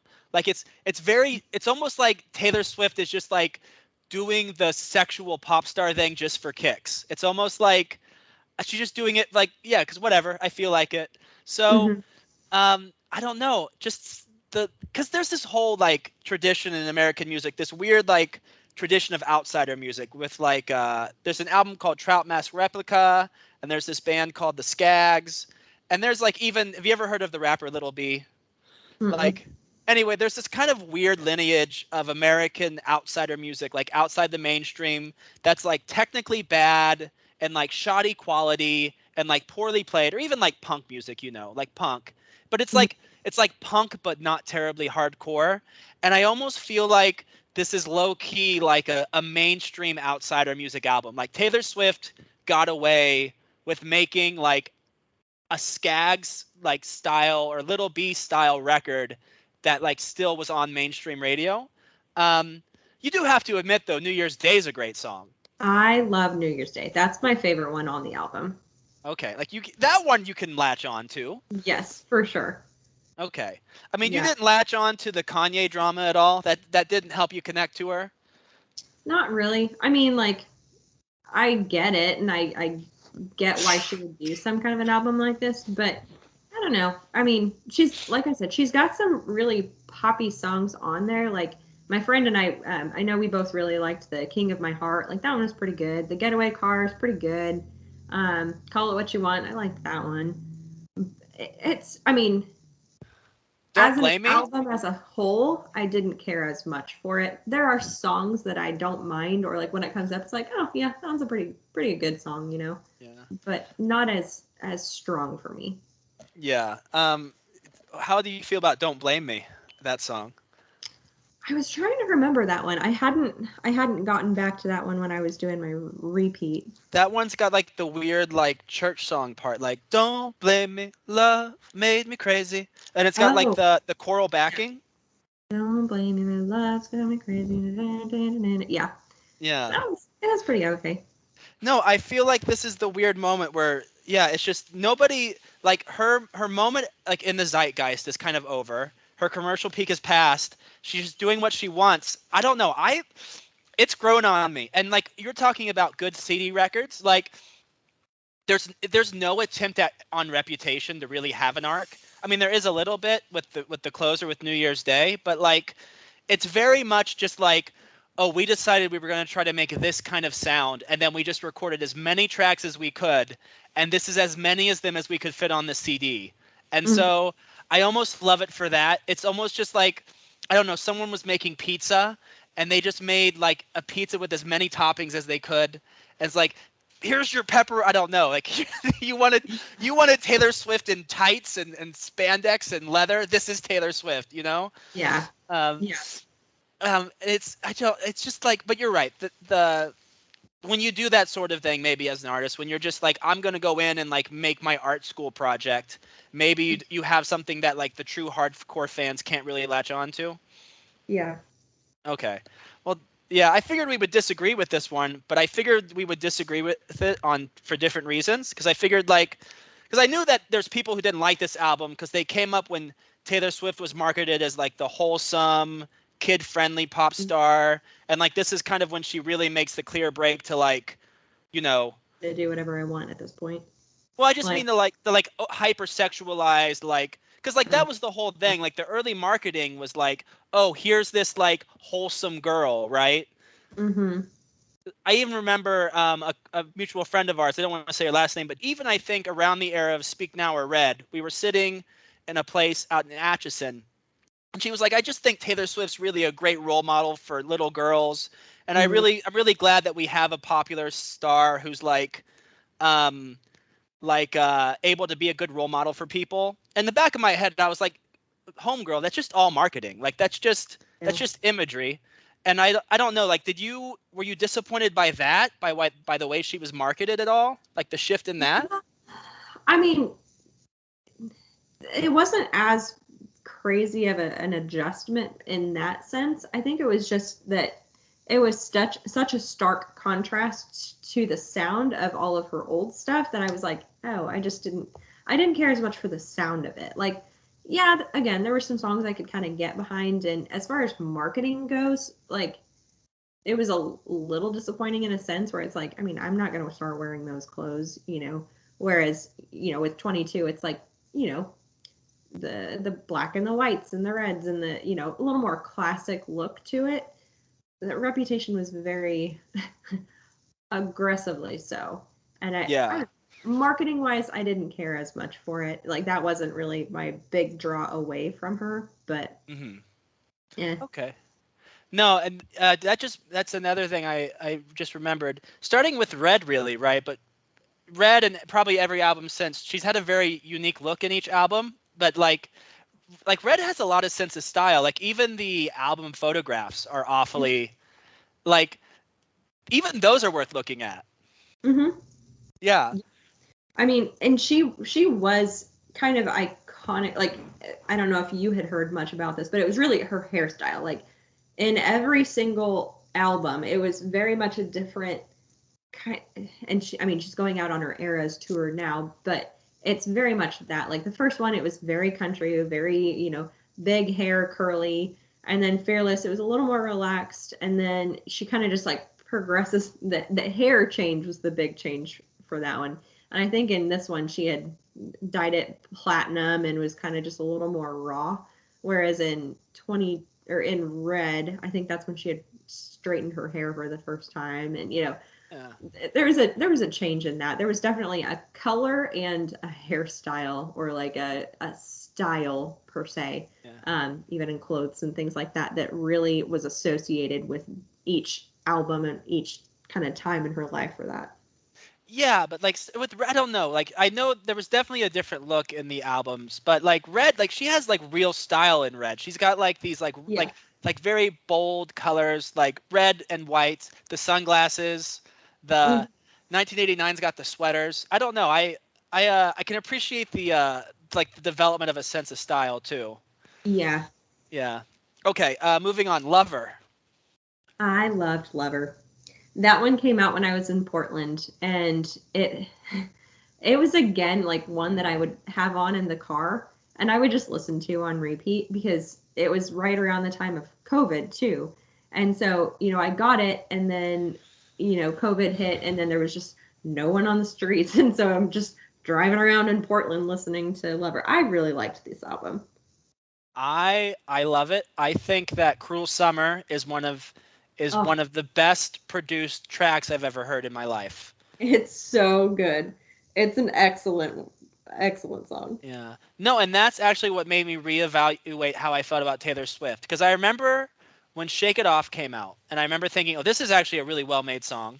And then Folklore came out, and I listened to Folklore when I was sick with COVID. And then I was looking up a list of like Taylor Swift's greatest songs. And then I listened to Cruel Summer, and I was like, holy shit, this is an all-time great song. Yeah. I was really disappointed that one didn't, well, disappointed but also happy that it didn't get more radio play and kind of excitement around it, because it's such a good song, but I'm glad that it didn't, because then it's kind of just like the hidden gem where, you know, it's not going to get overplayed so much that you hate it again. Yeah. I really like that song. I mean, of all-time great pop recordings. Like I saw her again last night by the Mamas and the Papas. Like some of what's the guy's name that shot the woman and died recently? Not Too Young to Get Married. Who's to produce? Phil Spector. Like some Phil Spector tracks. Like it is true. I really do think it's an all-time great pop recording. But Yeah. I think this one I also love for some of the same reasons I love Reputation, where it's like Taylor Swift is too big to fail at this point. Like she's always going to sell some copies, and but like her role in the zeitgeist is kind of over, and she no longer has this pressure to like deliver the great like pop hit, and so she's just once again doing whatever she feels like. Yeah. I very much agree with it in this version, or in the last few albums after this. Yeah, like Lover is very much like I Forgot That You Existed. I love that one. I really like that one. Lover is a great song. It's a great song. It's a great yeah. And then the bass part in it is wonderful. What's the second to last track about like the friends? Oh, It's Nice to Have a Friend. Nice to Have a Friend is a good song. Very like sweet. Yeah. Yeah. I really liked Cornelia Street. It's in New York. Yeah. So I was in New York this last spring, and I saved the money to not buy a hotel room, and I just walked New York around, and I had my headphones on, and I was listening to Cornelia Street, walking Cornelia Street. I guess I didn't realize it was in New York. Down in the Village. Yeah. Yeah. Go ahead. Go ahead. Oh no. Oh yeah, I think there's even a line in that one or in a different song on Lover where she talks about having a place in the village. So. Oh yeah, you're right. Yeah. Yeah, and then like even the style of it, right? It's just like this very over the top, like almost like cotton candy. But Mm-hmm. yeah. No, but it is one of these albums too that I feel like, I don't know. You're saying that you didn't like Reputation and Lover in 1989 because there's not as much for you to grab onto. But for me, the fact that like, I don't know. For me, I kind of like, I guess, more identify with her as just a creator and like really respect. I don't know, respecting the like. I don't know. For me, there's more to grab onto here than there is in the early albums. Because I can go ahead. I mean, I can see where you're coming from with that. Yeah. I guess I'm like treating her less like I'm more hearing like the mind behind the songs on the later ones, if it makes sense. Yeah. Yeah. Yeah, you can see, like you said, you can see more of the creator in the songs as opposed to the, just pumping out songs to be fun and catchy and relatable. Or human, right? I guess I'm hearing more of the creator behind the songs than like the human. Because I don't know, were you ever like a big Tumblr follower? Like, were you following the Tumblr posts and stuff with the early songs? No, I wasn't. Okay, because some people were, right? Mm-hmm. Yeah. Yeah, I guess for me, I mean, I was never going to like identify with the emotional content. I don't know. I feel like even the emotional content in the later albums I kind of identify with more. Um, so, I was never going to identify with the early ones, but yeah, I can hear you. Anyway, anything else for Lover? Um, Great album. yeah. It was, I mean, it was a very solid album. That's one of my tops, probably after Red, but above some of the other ones. I really liked it, but yep. I mean, very few albums are Red though. That's kind of the yeah. It's its own little breed there. It's certainly like, it's almost like we're talking about she has this like weird 3 album period before Red where she's like, she can write pop songs, then she's learning how to write, then she's learning how to have a sense of style, and she's learning how to have catchy words. She's like putting all the pieces together, and they all fall into place at exactly the same time with Red. Mm-hmm. And then she's very much just like, then she has 1989, and then she's just like doing her own thing. Lover's another good CD album, except there's some filler on the back half. There's some filler at the end. Yeah, I usually kind of skip through the last few because it's just like, either overplayed or, like you said, just fillers. It's like, I don't know why Me and I don't know how Me and what's the other one that got. You Need to Calm Down. I don't know how those even got released as songs. Yeah. They are mind-numbingly of lower quality than most of the stuff on that album. Yeah, I would agree. I don't think that they deserved too much of a place on this album. And especially towards the back half, like, it's kind of just like, oh, here's all of my new songs. Oh yeah, you remember these 2 that we had released? Yeah. Well, okay, and they're on here now. That's how it felt. That's how it feels. Yeah. Yeah, it's the first time, because like, okay, yes, We Are Never Getting Back Together and Look What You Made Me Do are both like, we're both very jarring to hear on the radio, but they both work in the context of the albums they're on. Like, I feel like these 2 songs, they work thematically and sonically, but they just stand out of like how they are not up to the same level as some of the other tracks. Yeah, I would agree with that. Like, I don't know. I feel like this is the first album. Like, they should have marketed it different. Like, if they had marketed this as like Taylor Swift's turn towards serious songwriting or something and put out Lover as the first single, it would have been a much bigger album. You know what I mean? Yeah. Because that one is like Grammy fodder. It's like a pop star making like a sophisticated love song. Yeah. Yeah. Yeah. All right. So, anything more on that one? Nope, good on that one. All right, good on that one. Folklore. Folklore. This one, it was 2020. I had moved across the country, started in KC, and so it was really exciting to have this one come out, and it was very different from, some of those other poppy country kind of stuff. It's the thing I really liked about this one is that she created so many more stories with this one as opposed to the life experiences and events. Like what she had said with the three, I think it was like the love triangle or something. There's 3 songs that are on this one. I can't think off the top of my head. August is one of them. Betty Betty. and Cardigan, right? Yes. Yeah, those 3.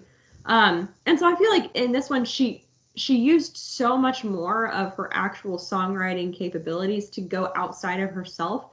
Like I remember having this big conversation with my dad, who he's a huge Tom Petty, Elton John, those kind of the people music. And with that, all of their songs are so outside of themselves. Like, yeah, there's a few that are, here's a, You Wreck Me Baby by Tom Petty, or, this, that, and the other. But you can create and craft a new story that's not yourself. And that's what's exciting in some of those singer-songwriters, that they're able to actually get outside of that. And I feel like with this album, I thought she was really progressing towards that, where, yes, I can create some songs that are about me, but here, watching a movie and being able to see, oh, here's this dynamic between this person and this person. What if it took this turn, or what if it did this? She could create more stories in those songs. And no, they're not as personally relatable, but they're still really good songs. Yeah. I mean, in this narrative I've been crafting of like Taylor Swift's discography in her career, where she builds this dedicated fan base, becomes part of the zeitgeist, and then like has commercial popularity, but kind of loses that fan base, loses the zeitgeist, makes these albums, no longer has the commercial pressures on her, right? She's already delivered. So she's just making weird stuff. And I think this one, in my guess, is probably pretty unexpected for her, where she's just probably like, she's made Reputation, she's made Lover, and she's just probably like, she doesn't care anymore. So she's just going to make another random album, right? Like, it's probably not going to, it's probably going to sell okay, since she's Taylor Swift, she's too big to fail. The fan base will think what it wants. She's just, at this point, she's just making records for Taylor. And then like, it's just this weird meshing of like somebody wanting to do this thing that they want to do, and like the perfect moment for this thing to come out, like blending together, and like once again like blowing up and making her like queen of the zeitgeist again. I could see that for sure. Yeah, because it's not I mean, you can't calculate making a like cottagecore record during a pandemic. Like it's that album is too high of quality and too well produced to have been rushed out just because she knew people were going to be locked in. Yeah. Yeah, I would agree with that.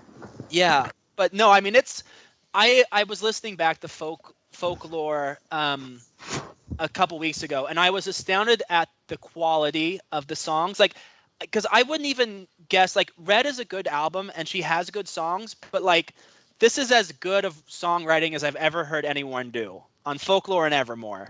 And I don't know if she just had some great co-writers behind the scenes, because the jump in quality is like almost incomprehensible to me. Like Cardigan's a weird song. Like, it's got this weird like found percussion backbeat. It's a very weird song. Like, I don't know how she came up with it. Like, it's got these very like weird like even when you think of like the verse and the chorus on Cardigan, it's like this weird like stomp, like somebody making this percussion cycle with trash cans, like building up into this like almost choral chorus. And like every song's like that. Every song has this weird combination of like different aesthetics, different sonics, like meshed together, like Exile, right? Like the one with Bon Iver. It's like it's 2 songs that they just decided to smash together and see what happened.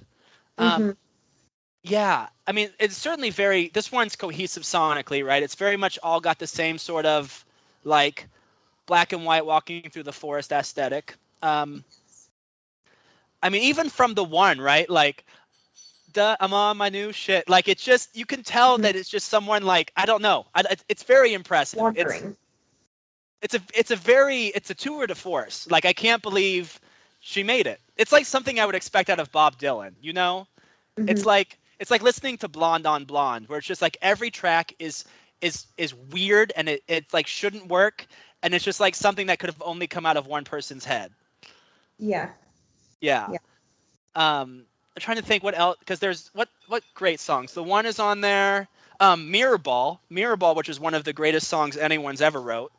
Mm-hmm. I love Mirror Ball. I don't know. I mean, I like it. I just don't think I got it as much. Yeah. Oh, I think for me, it's, well, I think how I kind of understood this record, you know, the line like "I love you to the moon and Saturn." Uh-huh.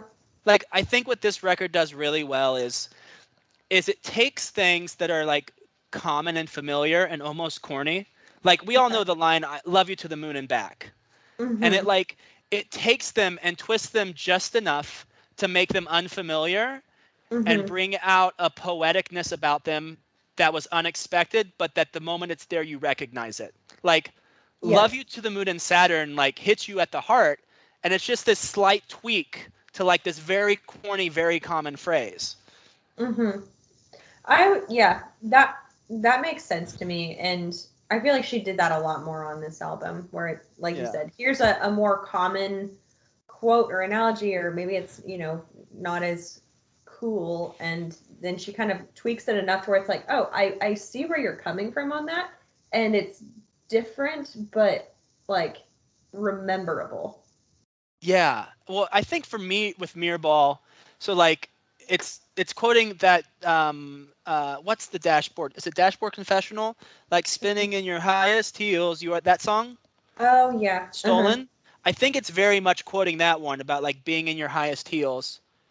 Or like, at least I think that's the one I'm thinking of. No Well, she one. sings Yeah, that I'm spinning in my highest heels, shining just for you, right? Yeah.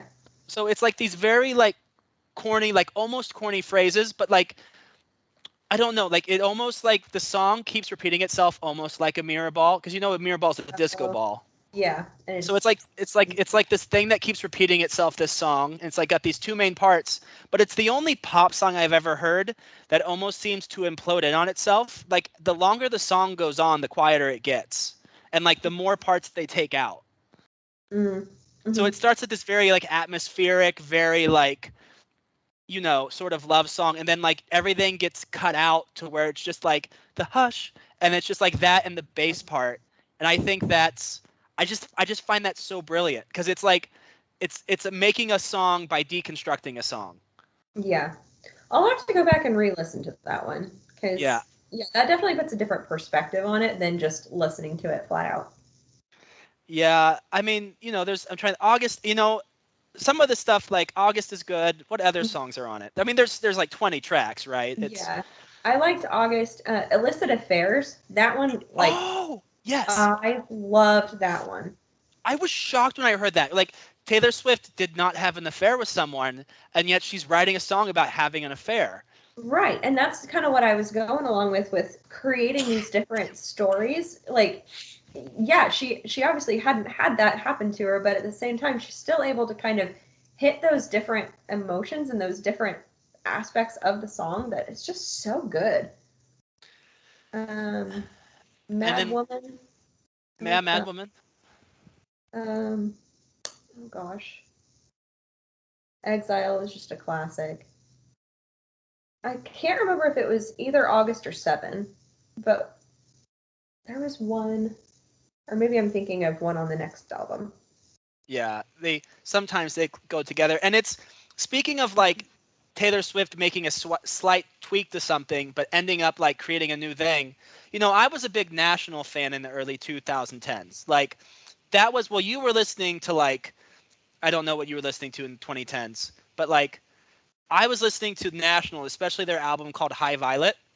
And like High Violet, like even before even before the Jack Antonoff of like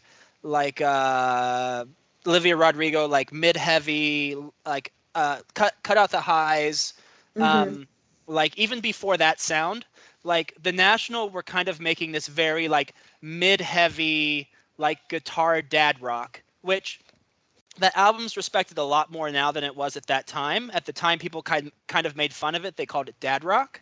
Because because it was kind of lower tempo about like having a kid and being afraid of stuff. Yeah. But I loved it. And so for me, I loved it.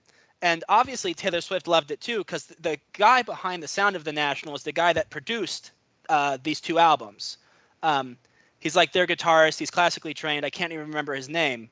But anyway, it's almost like one of this, like the thing about Folklore too is it's like she heard this sound, knew she wanted it, and tweaked it just enough to make it her own. I also love that about this album and about these two albums. Really, it's like I've known Bon Iver. I've listened to Bon Iver since he first became a thing. But like to hear Taylor Swift, to know by listening that she loved Bon Iver as well, and then was like, I'm gonna make this my own shit, is really fascinating to me. And like it shouldn't work. It should just sound like a pop star trying to co-opt somebody else's sound. Like it should sound like a pop star pretending to be an indie singer, but it absolutely doesn't. Yeah. Yeah, she does a very good job of making it her own album as opposed to just something that she's trying to match. Yeah. No, I mean it's so and then like this is this like I can not really remember an album in my lifetime that's been as big of a smash as this. I can remember songs, but can you think of an album that was as big a smash? Where it seemed like everybody was listening to it and everybody respected it. Yeah. I honestly can't think of any or many. Yeah. Because again, there's so many, the single culture is such a big thing in music. Like you don't just grab an album and listen to the whole album anymore. Or like when you do listen to the album, it's just not as cohesive in a sense. Where I do kind of miss that out of actual music, is just having a good cohesive album where it tells this story. I remember listening to it was either a podcast or some talk or interview or something, where there's such a craft in coming up with even just the song organization that's on there, like where track 5 is usually the slower one. You either end on a high note or on a low note. So like on the very last song of the album, it's either going to be a really slow emotional kind of one, or it's going to be something that you really just remember and leaves a good taste in your mouth. I think there's such a craft in creating those albums, and I feel like anymore there's so many albums or so many artists that they put out songs and they just kind of put them all together on an album that it just doesn't work as well as Taylor can do in some of her stuff. Yeah.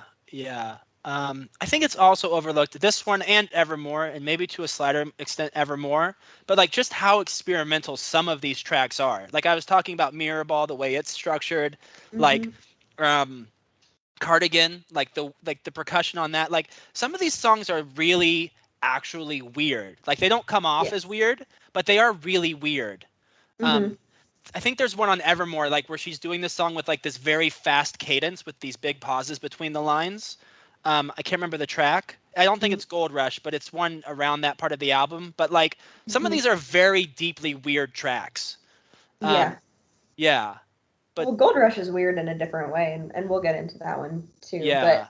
But she's definitely got some different kind of musical aspects that she's bringing into some of this in this album and in the next album, where it, like you said, it shouldn't work, but it does in a really different and weird kind of way. It's good. Yeah, no, and then I think one of the really fun things about Folklore is that there's this cottage core, there's this like dreamy woodsy aesthetic thing going on, and then Betty comes in and it's like a track off her first record, right? And so then it really makes this like great punctuation mark right at the end of the album. And it's also really interesting because I think it's a little bit more present on Evermore because you can kind of hear the different narrative threads in the songs a little better.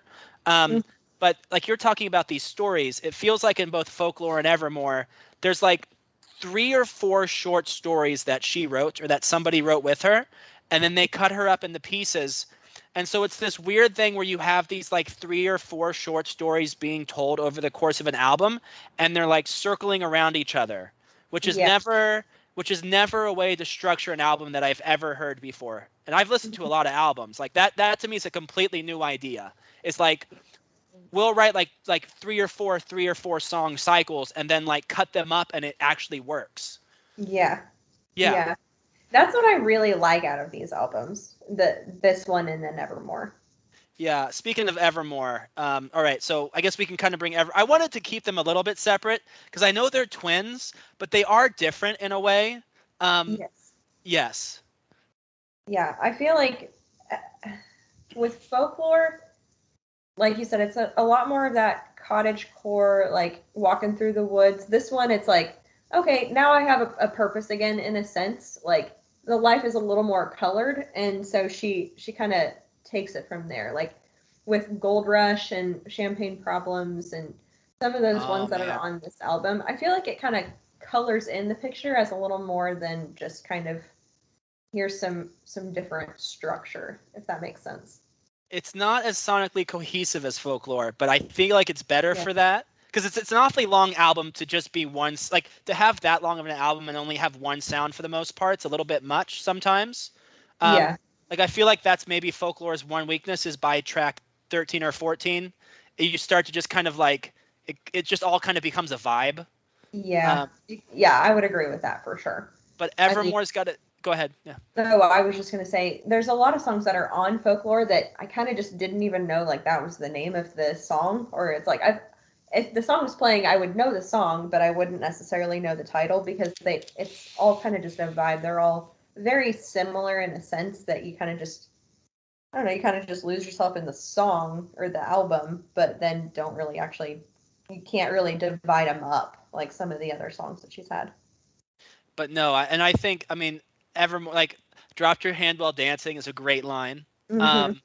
What a great image. Like, we're talking about Taylor Swift learning how to write images. Like what great storytelling, but also just what a perfect image. Mm-hmm. Yeah. Yeah.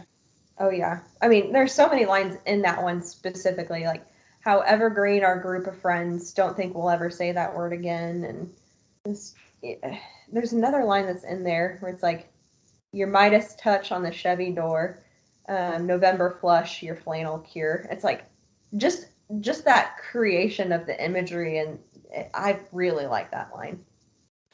I think Long Story Short's the one I'm thinking. Maybe it's Closure or Long Story Short, but there's one where she just has this very hurried.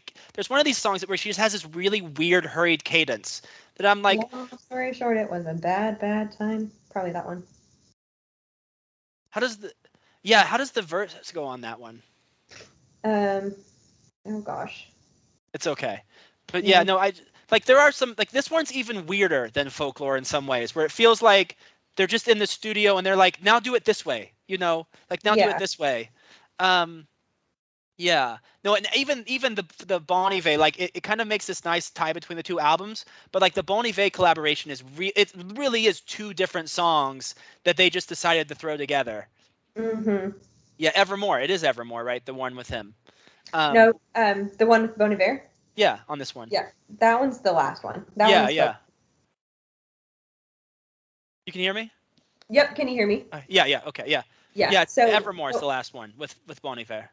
No, no? Vice versa. So Folklore has the one with Bon Iver, and then this one, they both have Bon Iver. Okay. Yes. They both have it. I forgot about that. Yes, she has Evermore with Bon Iver in Evermore, and then the other one, Exile, was in Folklore. No, Champagne Problems is great. Nobody, No Crime is. I mean, for me, it has eclipsed the Dixie Chicks as my favorite "I'm Gonna Murder Someone" song. Yeah. Which I think that's what she was going for. I think she was kind of trying to outdo them. Yeah. Low key. I like Happiness a lot. Oh, Happiness it's amazing. Yeah. That one is another one where I was kind of alluding to it earlier, where, she changes the different words in the song to kind of create and change the contrast of who and what she's talking to. So like at the beginning, she was so angry and upset about the relationship falling out and everything. And then by the end of it, it's like, we can both use some happiness, and it's just kind of that closure in the song. Oh, do you feel like she gets the closure in the song? A little bit. I mean, I think she's still a little bit bitter about it, but at the same time, because she's like, I can't remember the exact line, but it's something about like, you don't know the new me and the new me. I think she'd give you that. Well, I love, one of the things is, someone was talking to me about happiness, and she's like, I know it's happiness, and she's talking about being happy.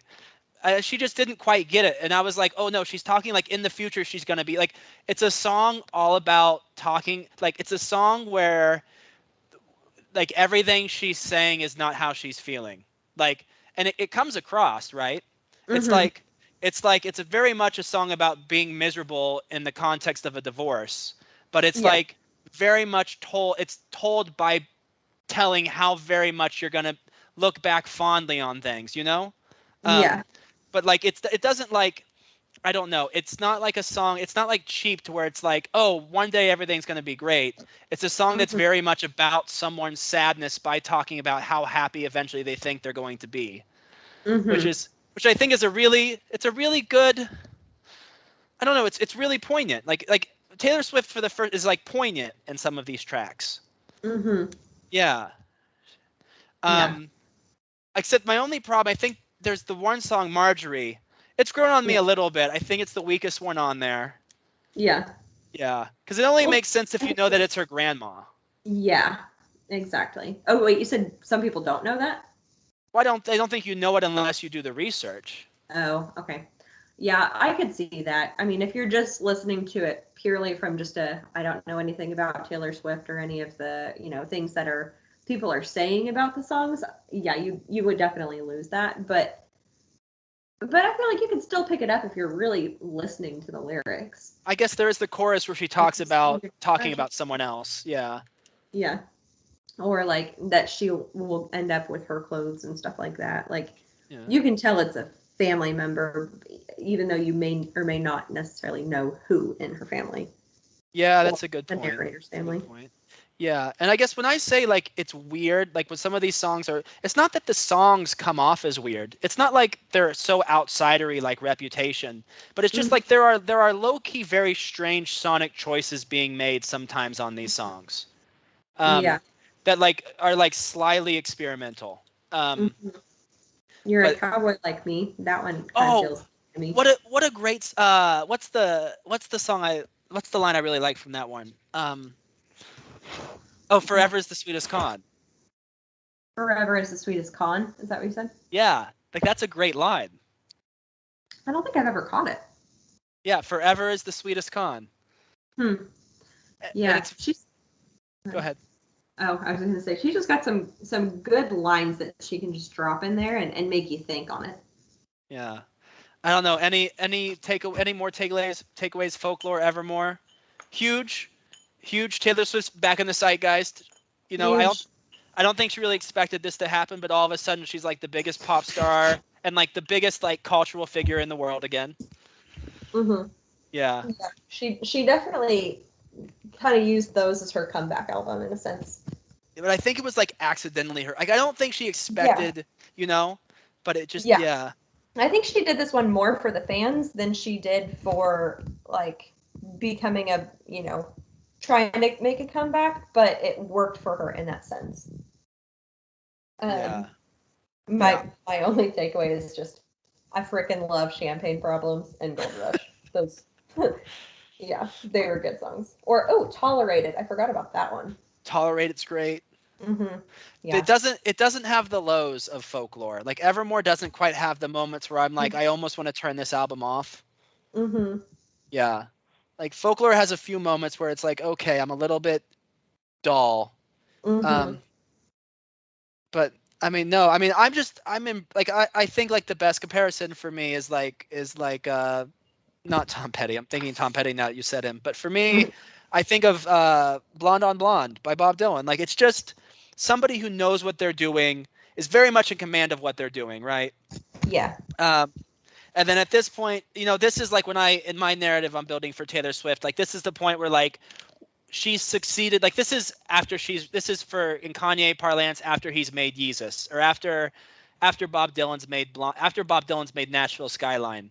Like I think at this point she's just gotten away with too much, that she's like, oh, I'm gonna re-record my entire discography. Like, I Yeah. think I don't know. I'm skeptical that she's gonna make an album because I mean, she has this 4-album period, like starting with Reputation, where she's just doing whatever she wants, and she's like, and it's just like, I think at this point, I hope it's not the case, but I think at this point she's probably going to end up keeping like Chasing the Dragon, which maybe takes us to Midnights, but it's like I think she's probably, for better or worse, going to stay away from that like do whatever I want phase and like keep making things that play to the current zeitgeist, which it's not that she didn't with Reputation and Lover and Folklore a little bit, but it's that like if they felt very like personal visiony, whereas Midnights kind of feels like very much tailored to the moment.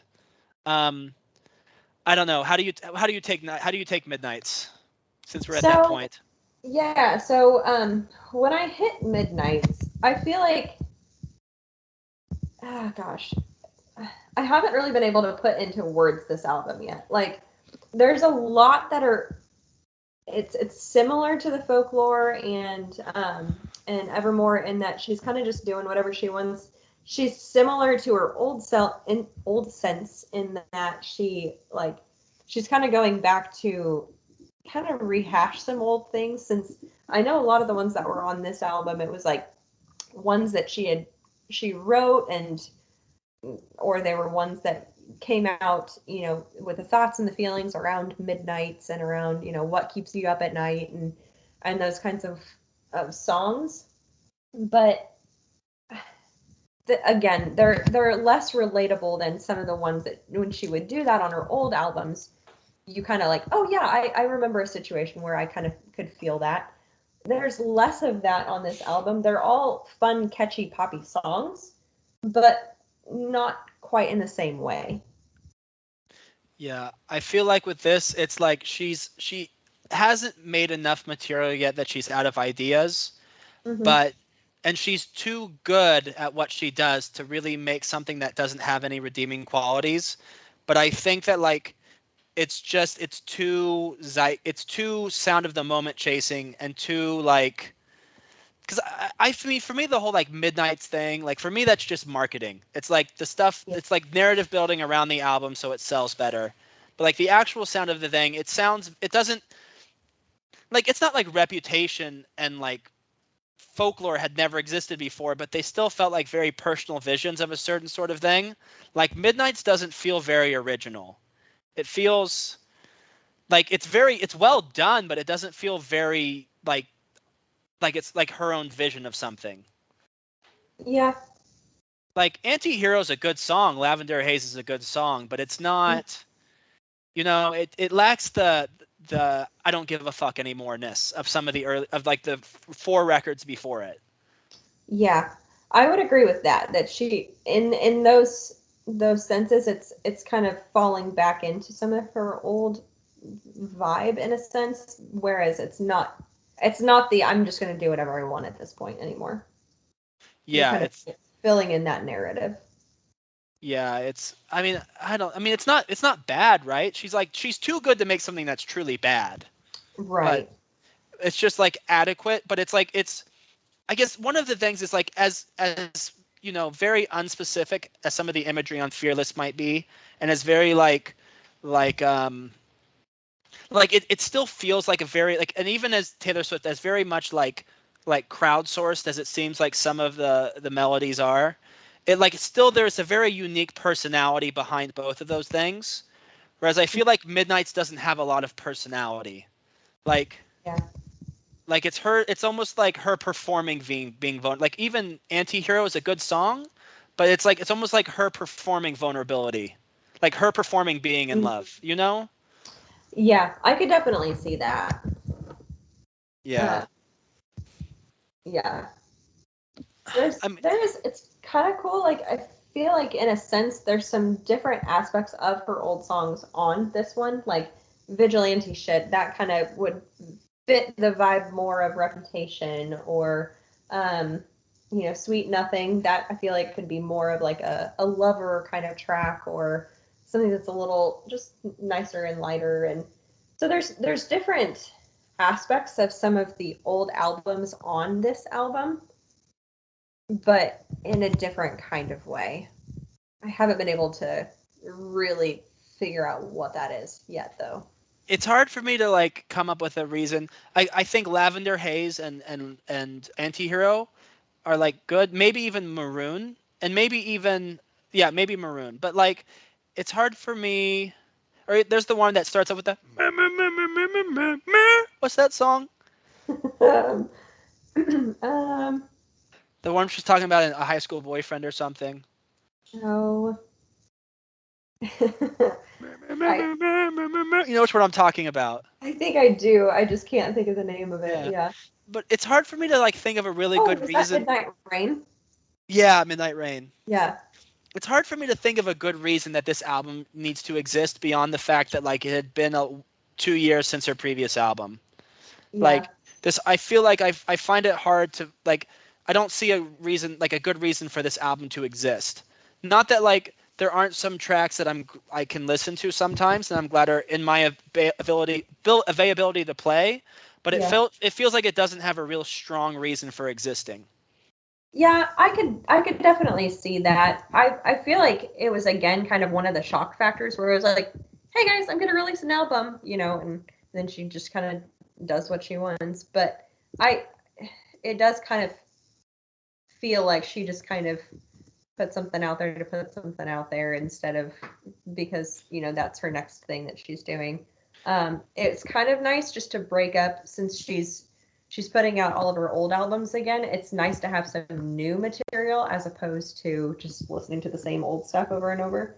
Because she's got to keep, again, going into that marketing thing, she's got to keep people coming back. Like, I mean, if she's just going to redo all of her old stuff, people are going to be like, okay, where's something new? Otherwise, you're just, a washed up singer doing your same exact stuff because those were popular and you can make more money off of it.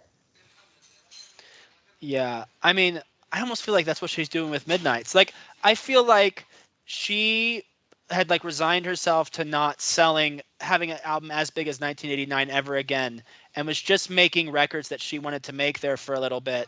And then like she had this unexpected like hit, and it's almost like, well, now she can't not have another hit. She can't she couldn't I don't know, maybe she really likes jazz. Like she can't do her jazz album now. Like, you know what I mean? Like she's too big again to like do a jazz album. Yeah. I feel like when people have like lose that like feeling of being on top of the world and then they get it back, I feel like it's very hard for them to let go of it that second time. Like I'm sure when 1989 came out, she must have felt on top of the world. Right. And really just chasing that feeling in a sense. Yeah, and I don't think she did that after. I think she like resolved to like not. I think like she probably resolved to not have that feeling again, and then she ended up getting it a second time when Folklore came out by accident almost. It almost feels like Midnight just feels a little bit like chasing the dragon, and like now that after Folklore, of course Midnight's is gonna have it's gonna be the biggest selling album in the last 5 years because everybody's desperate. Everybody's bought in, and the younger generation too. Like she's cool again. She's like cool for them. Yeah. She's like Olivia Rodrigo's hero, right? So like, right. Yeah. I'll go and listen to her too. Yeah, you've listened. So, I mean, now Taylor Swift's like our generation and the younger generation. I don't know. I don't know. Multi-generational. Taylor Swift is literally multi-generational. Right.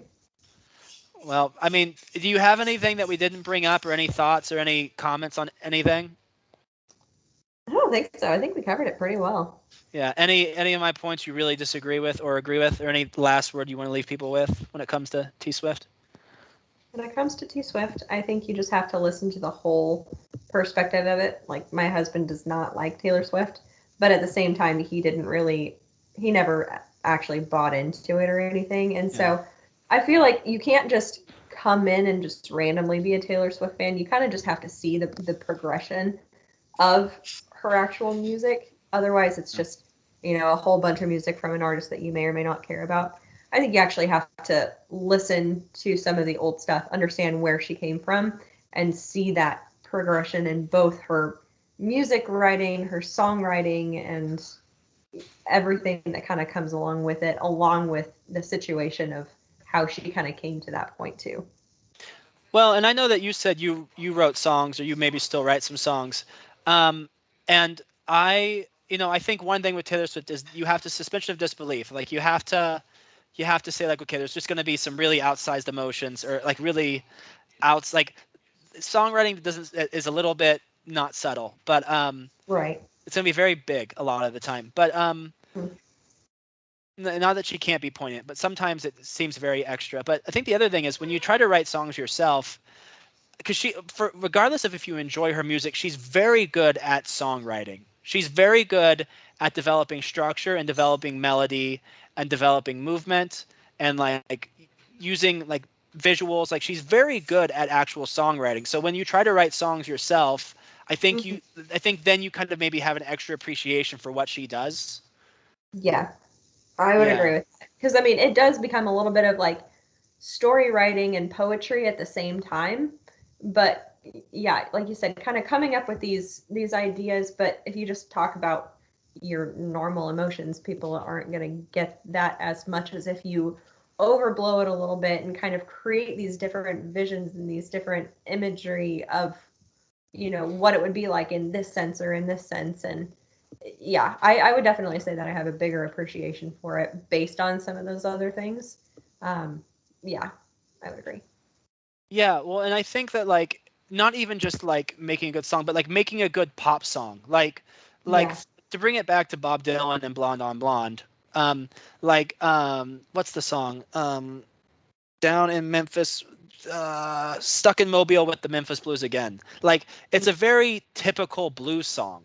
Like it's very much just a 6-verse blues song that like somehow Bob Dylan makes his own. Like there's an art to you can try to make high art, but there's very much an art to like making a pop song, making a standard pop song, but still making it good and original, and like having something to say with it. Yeah, I would agree with that for sure. Yeah. Okay. I'll let you have the last word. Any? I mean, Don't be a hater. Don't be a hater. Yeah, she tells you don't hate. So. Yeah, she sure does. All right. Yeah. Well, thank you for doing this, Sil. Yeah. Yeah, absolutely. All right. Hopefully you enjoyed it. It was a good chat. Good chat. I think it was good stuff. So, how did it go for you? Was it all right? It wasn't too bad, right? Yeah. No, I thought it was good. Okay. Yeah. Well, thank you for doing this, and I'm glad I got to get a real fan on for. I feel like doing it that with someone who wasn't like really a fan, especially in the early albums, just wouldn't be right. Yeah, I agree with that. When you were first saying like there's people who would do it, but it was more as kind of like a critiquing of it, and it's like no, you want someone that's a fan that's willing to like give you their actual interpretation of it and how they feel about it throughout the time frame, as opposed to just like here is she did not write good songs at the beginning, so now she is a good song. How do you like? I guess as a fan, how do you feel about T Swift, just generally now and or generally? I feel like I've kind of waned off of her a little bit, only just because she's become bigger than herself. And so I kind of feel like it's kind of like with Mariah Carey, who somebody was recently telling me that she's trying to become Queen of Christmas. And it's like, you think that you're a little bit bigger than you actually are. And I feel like she's kind of getting a little bit to that point. Like she is such a big name and she's so popular that I have a worry that she's going to become too big for her own body. And then it's like, well, I can do whatever I want because I'm Taylor Swift. And it's like, well, yes, but what's human decency? Yeah.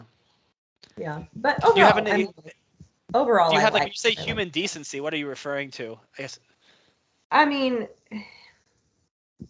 I don't know, like just the way that some of her songs or some of the things that she will say in like an interview, it's kind of just like, meh. Well, I don't care. Like, I don't know. I can't think of any specific. She has an attitude, you mean? Like a little bit? Yeah. I would think so. And I mean, she rightfully does. Like, people have assumed a lot of different things about her and have put a lot of different words in her mouth. And she's like, no, that's not what I mean. And so she can tell you straight off. And I mean, if I were in her shoes, I'd probably be in the same situation where it's like, okay, yeah, we're not just going to continue to allow you to make assumptions about me. And so she can kind of cut that off, and she has more of a justification to do that now, or like more of a voice, I guess. um I don't know. I mean,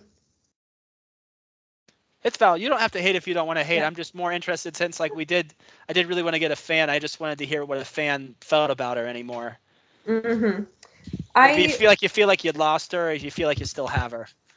I feel like I've kind of lost her a little bit. I mean, I still really enjoy her stuff. I didn't buy any tickets to her big era concert. My sisters both did, but I mean, I was telling my friend Carrie about this recently too, because she was in a similar boat. Like, we always listened to Taylor Swift together. It was like, oh, hey, new album's coming out, and then we'd have this big old conversation about it, and share which songs we like best and all that kind of stuff. But both of us just kind of feel like she's deviating farther and farther from the sound that we had liked so much, that it's harder to relate, and a little harder to get totally behind it. Like, kind of like with Midnights, it's a good album. It's just kind of a little farther than it used to be, I guess. There's good songs. It's not the same. You probably already felt a little bit like this after Red, but she got you back with Folklore and Evermore, and then she lost you again. Yeah, I would say so. Okay. Yeah, I'm still a fan. I'm not gonna change that, but yeah, I would say that, like, if I were to rank all of her albums, I would say, Red is definitely up there, probably then Lover, then Folklore and Evermore, and then kind of all the rest of them filter in outside of that. So she's definitely had some ups and downs as far as like the roller coaster of her experience, but I don't know. Definitely a fan. Definitely not going to change that unless she does something really wild and drastic. And then I mean, it's a different kind of thing, but with Ed Sheeran, so in his early stuff, he had cussed a lot more in his actual songs and his albums. And then somebody had told him, or he was in a taxi ride with somebody, and the driver was like, oh, we used to really like your stuff, but you've got so many, bad words in it. My kids can't really listen to it, so I have to turn it off. And then he really changed after that. And so if you listen to more of his new stuff, he doesn't have that much explicitity, I guess, in it. And so it's a little sad coming the other way, where it's like, oh, when we have kids and stuff, I don't really want this stuff playing with them. Like, I don't want them to learn those different words and stuff like that. So, I mean, it's kind of a sad progression the other way compared to Ed Sheeran.